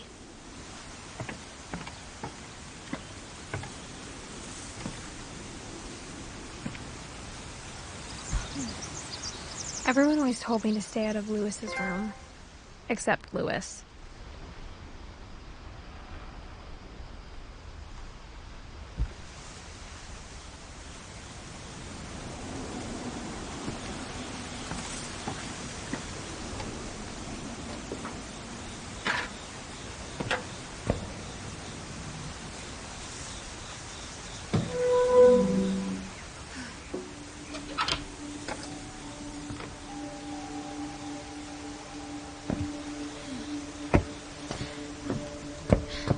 Louis's room smelled very, very familiar.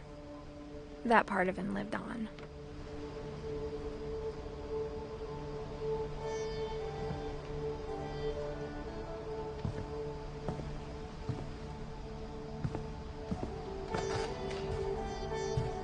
Louis and I spent a lot of time playing games together, but he was surprisingly bad at them.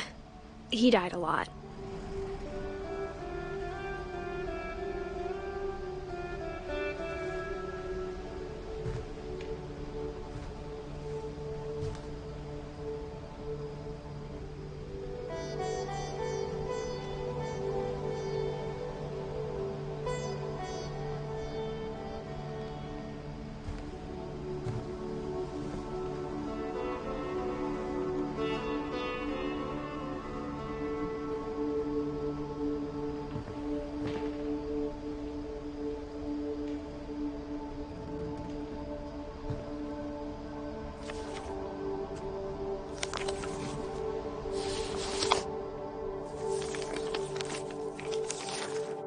Dear Mrs. Finch, as Louis's psychiatrist, I can understand your desire for an explanation.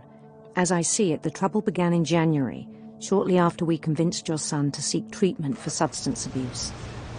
Newly sober, I believe Lewis first noticed the monotony of his daily life.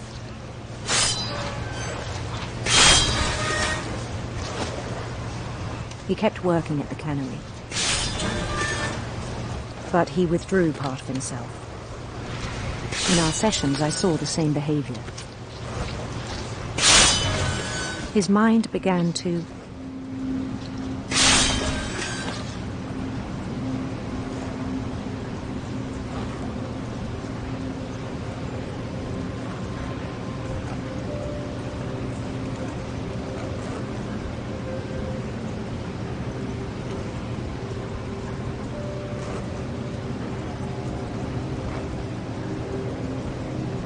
wander.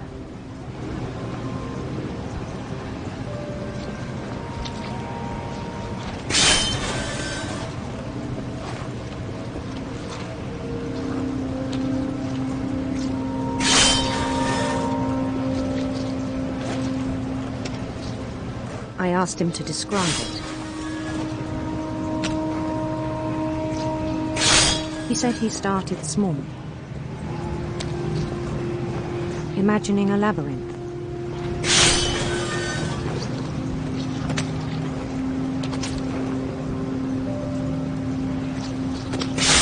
He'd feel his way about.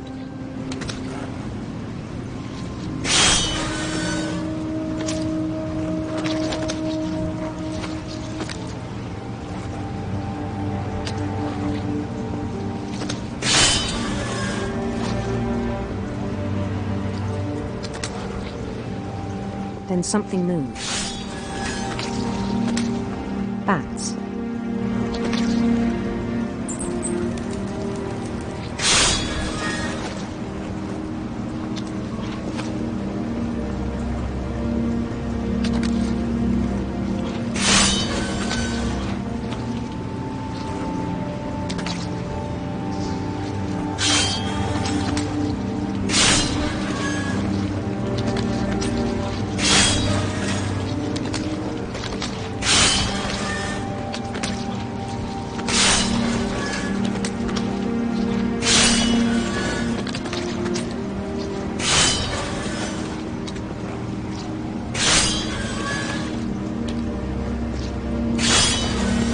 Toads.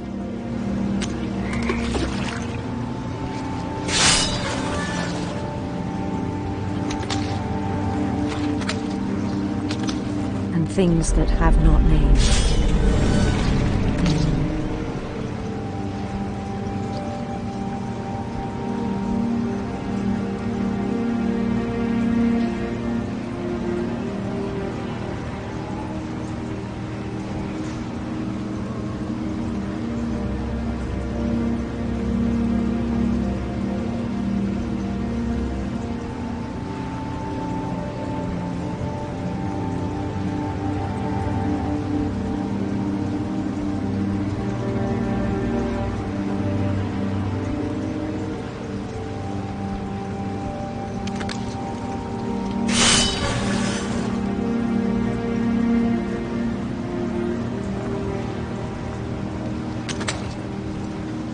He knew it was all in his head.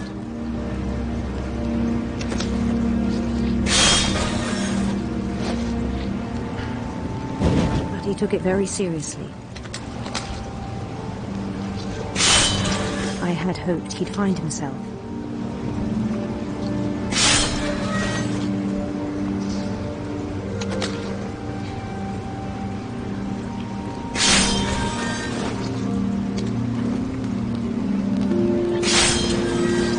But he found something more.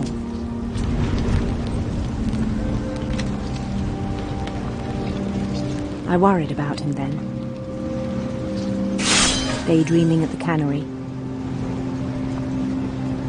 I spoke with his boss.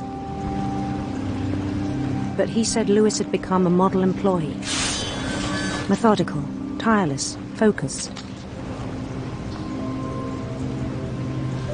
Like a whole new Lewis. So I let him go on.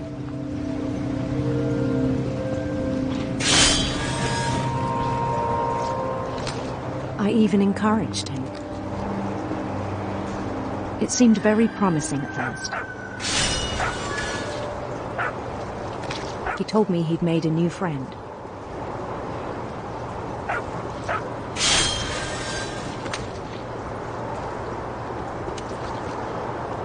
On the edge of a city he named Lewis Topia.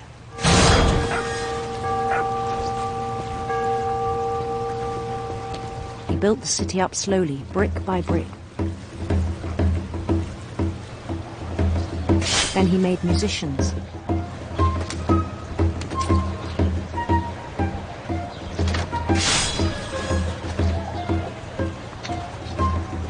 And songs for them to play. He talked about starting a band.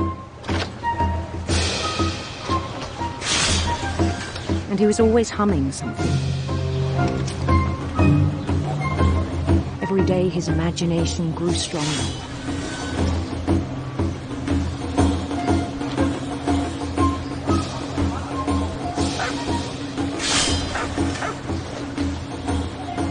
He no longer spoke at the cannery. But his chopping was as reliable as ever. Then one day it struck him that all the cheering crowds, even the stones under his feet, were all in his imagination. So he could do whatever he wished.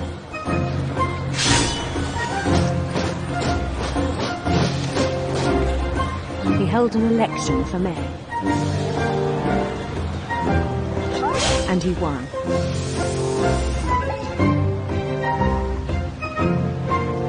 They begged him to stay, but his mind was already wandering. It became a game for him.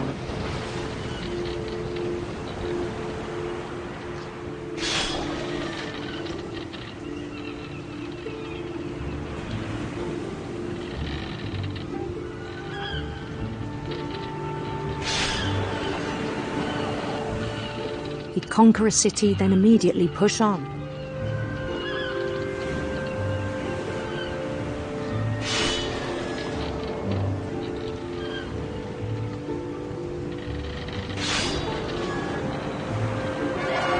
New Louisville.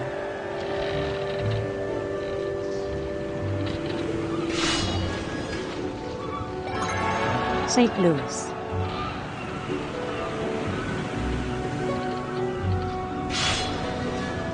He started drifting away from our reality.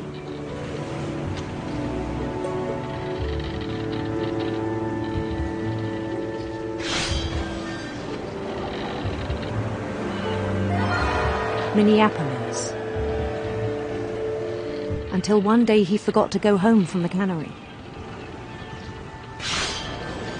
Even as his mother pleaded with him, part of Louis kept sailing on.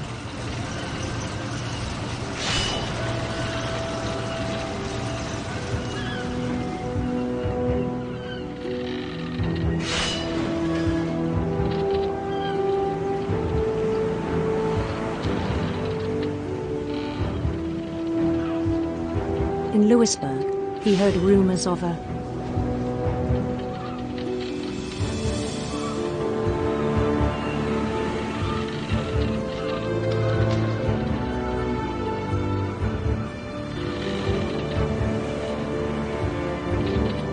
handsome queen.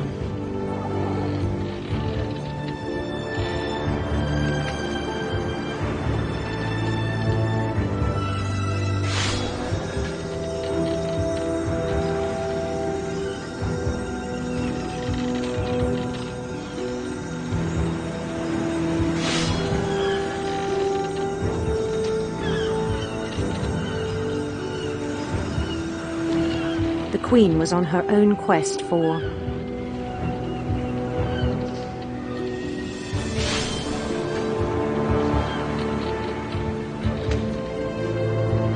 radiant rainbows.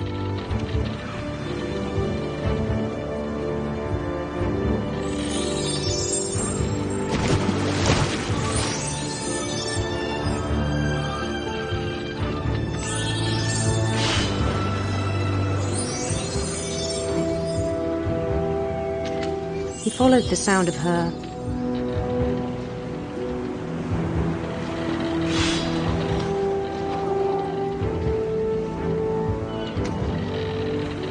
silver harp.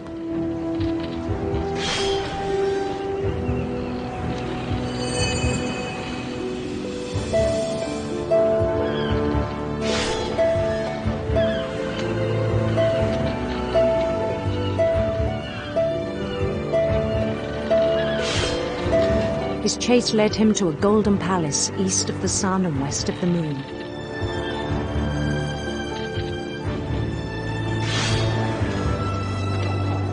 Even then, his logic remained sound.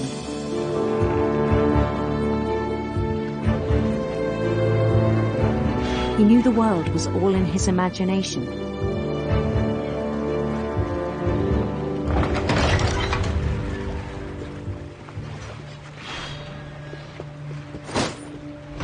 But he was so proud of having created it.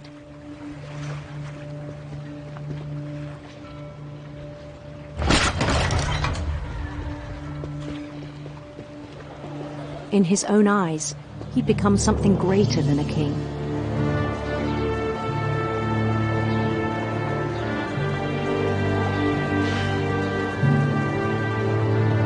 For someone who'd never known success in the real world, I think it was overwhelming. And then it struck him that the real Lewis was not the one chopping salad, but the one climbing the steps of a golden palace.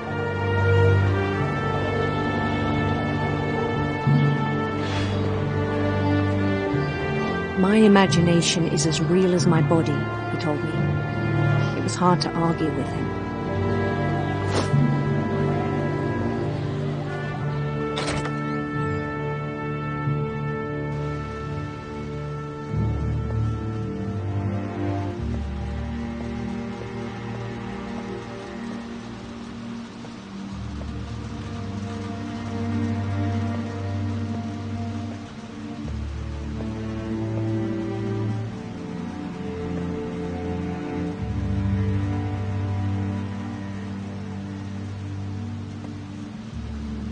Began to forget the world we know.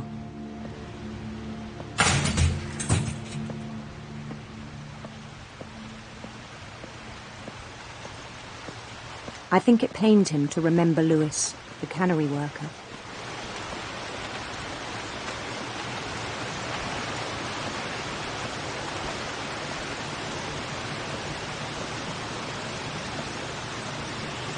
He began to despise the man with a royal contempt.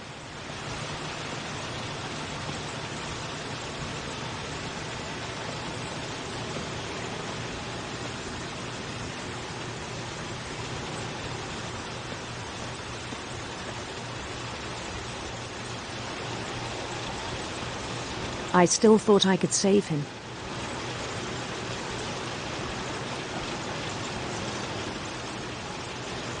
Even after he said he was being crowned king over all the lands of wonder.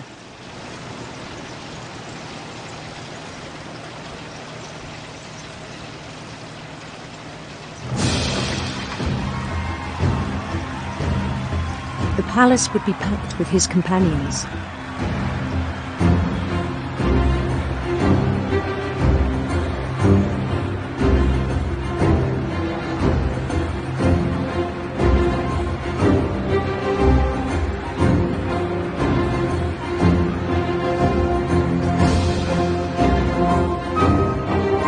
Including the wise Calico who'd insisted on inviting him.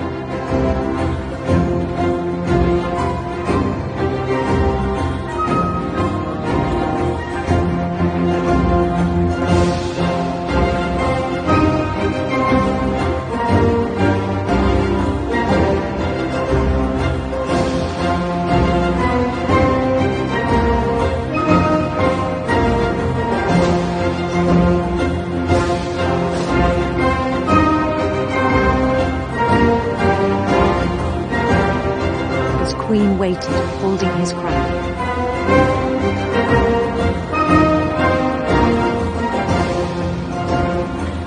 There was only one thing left to do.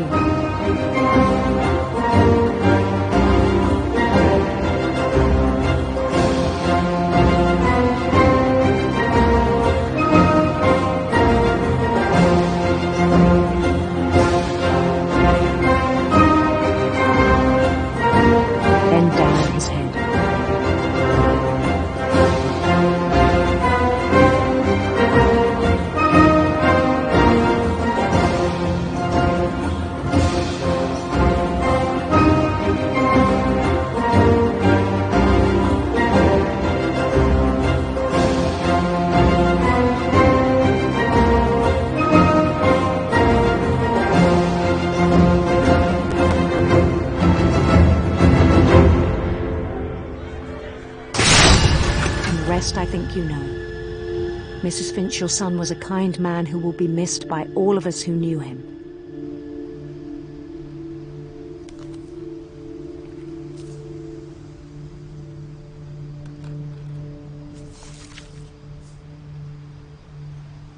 My brother was really cool. I wish you could have met him.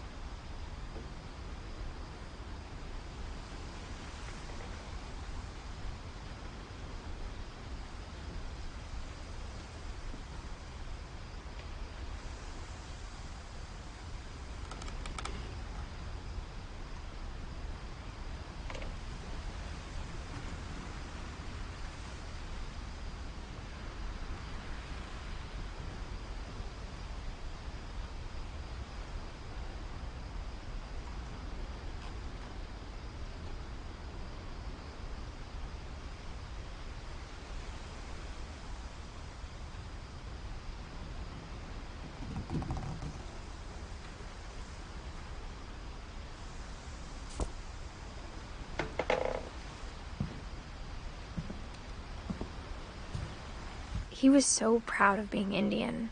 I think for him, it was a way to be something other than just a Finch.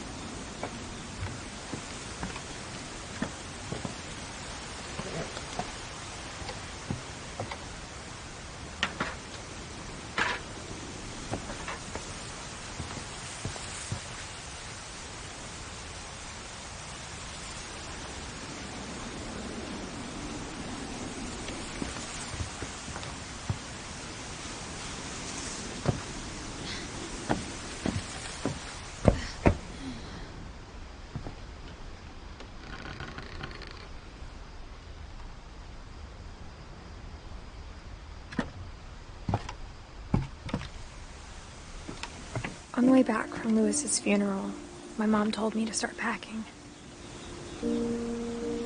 She waited until the day before we left to tell Edie.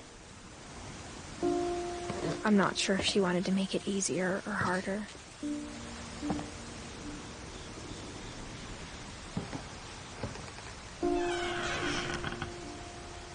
I wish we'd stayed.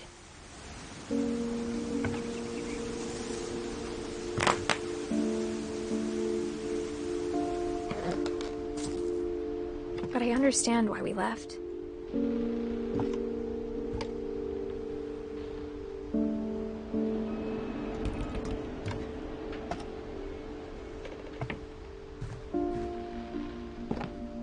My mom ended up leaving everything behind.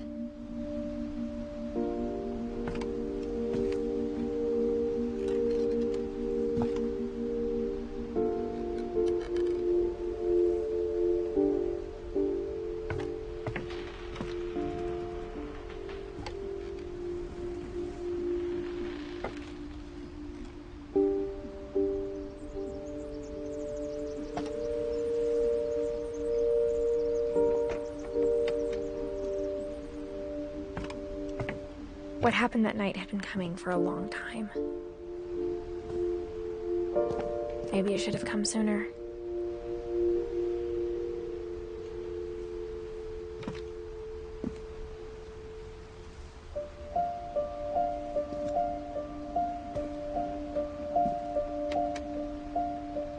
But it had to end one way or another.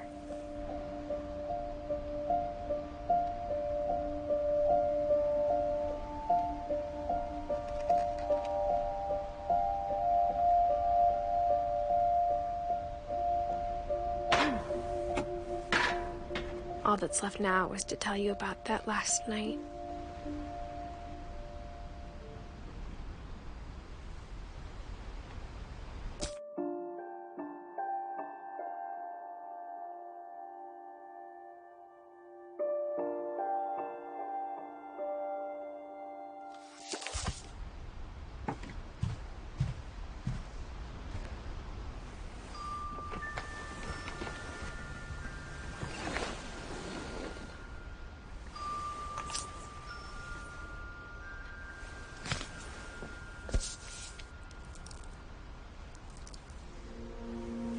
That whole last day, Edie just watched us pack and didn't say a word.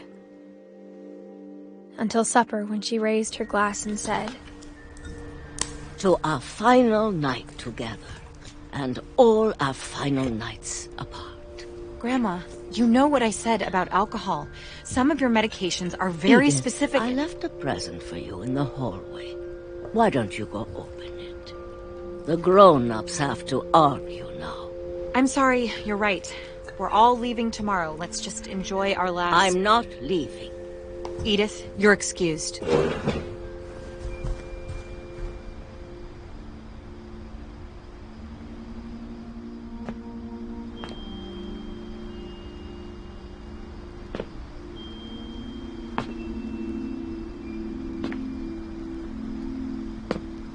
The power had been shut off that morning, but Edie always had plenty of candles. When my mom sealed the library, I don't think she knew about the other entrance.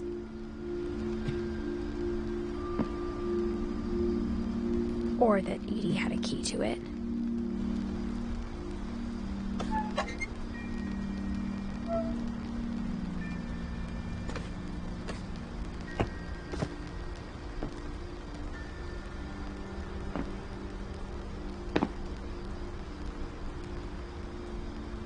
That thing you're afraid of isn't going to end when you leave the house.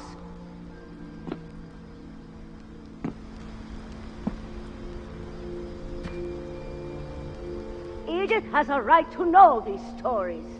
My children are dead because of your stories. I think it's best if Edith and I leave tonight.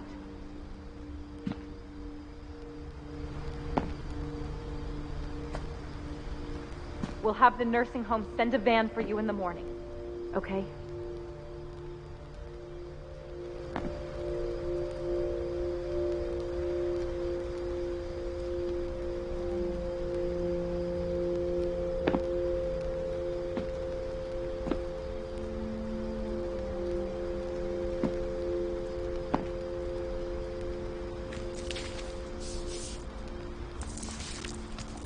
Dear Edith, there's so many stories I wish I could tell you, but there's only time for one. This is about what happened on the night you were born. That night, the tide went way, way out. It was the first and last time I ever saw the old house aground. There'd been an earthquake out in the middle of the ocean. They called it the lowest tide in 1,000 years. God, it smelled awful. You know, I've seen that house every day of my life.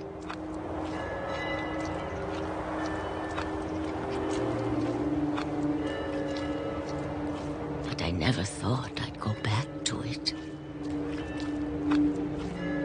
When the fog rolled in, I lost my way.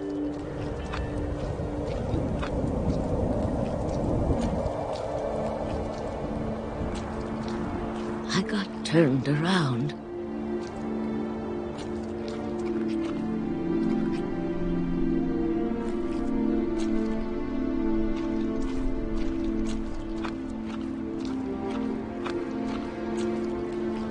I started seeing things.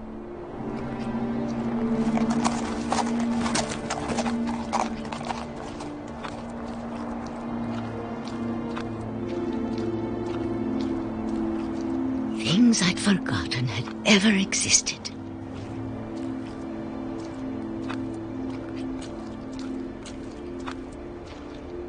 when I saw them, they felt like old friends. That night, a lot of things came back to me. Or maybe I came back to them.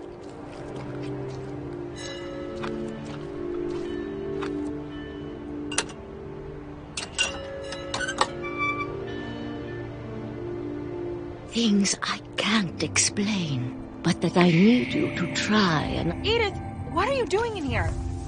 It's mine. Edith! Mom, you're gonna rip it! Let go! I kicked and screamed, but Mom dragged me to the car.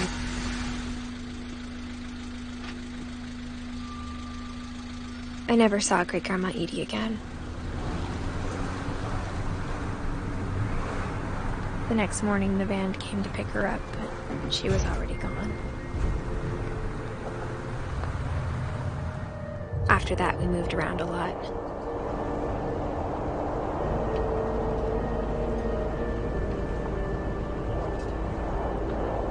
We both tried to make the best of it.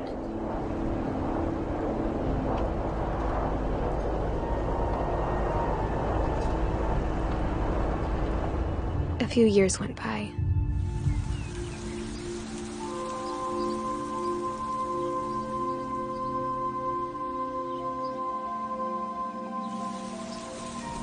My mom didn't like to talk about it, but she started getting sick a lot. The rest happened pretty quickly.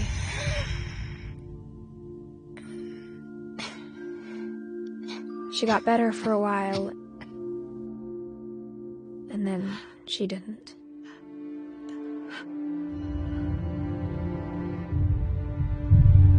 And then I was alone. The last Finch left alive.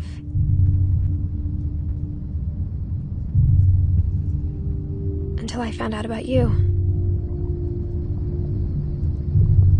I'm still not sure what to tell you about all this.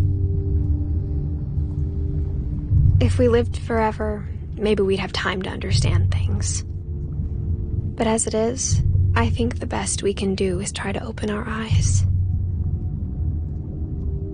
And appreciate how strange and brief all of this is.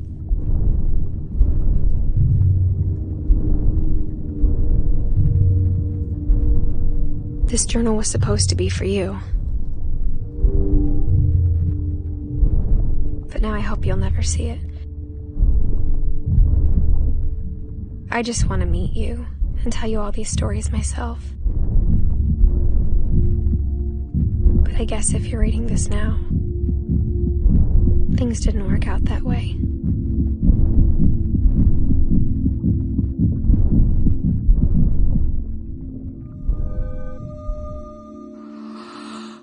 This is where your story begins. I'm sorry I won't be there to see it. It's a lot to ask, but I don't want you to be sad that I'm gone. I want you to be amazed that any of us ever had a chance to be here at all. Good luck.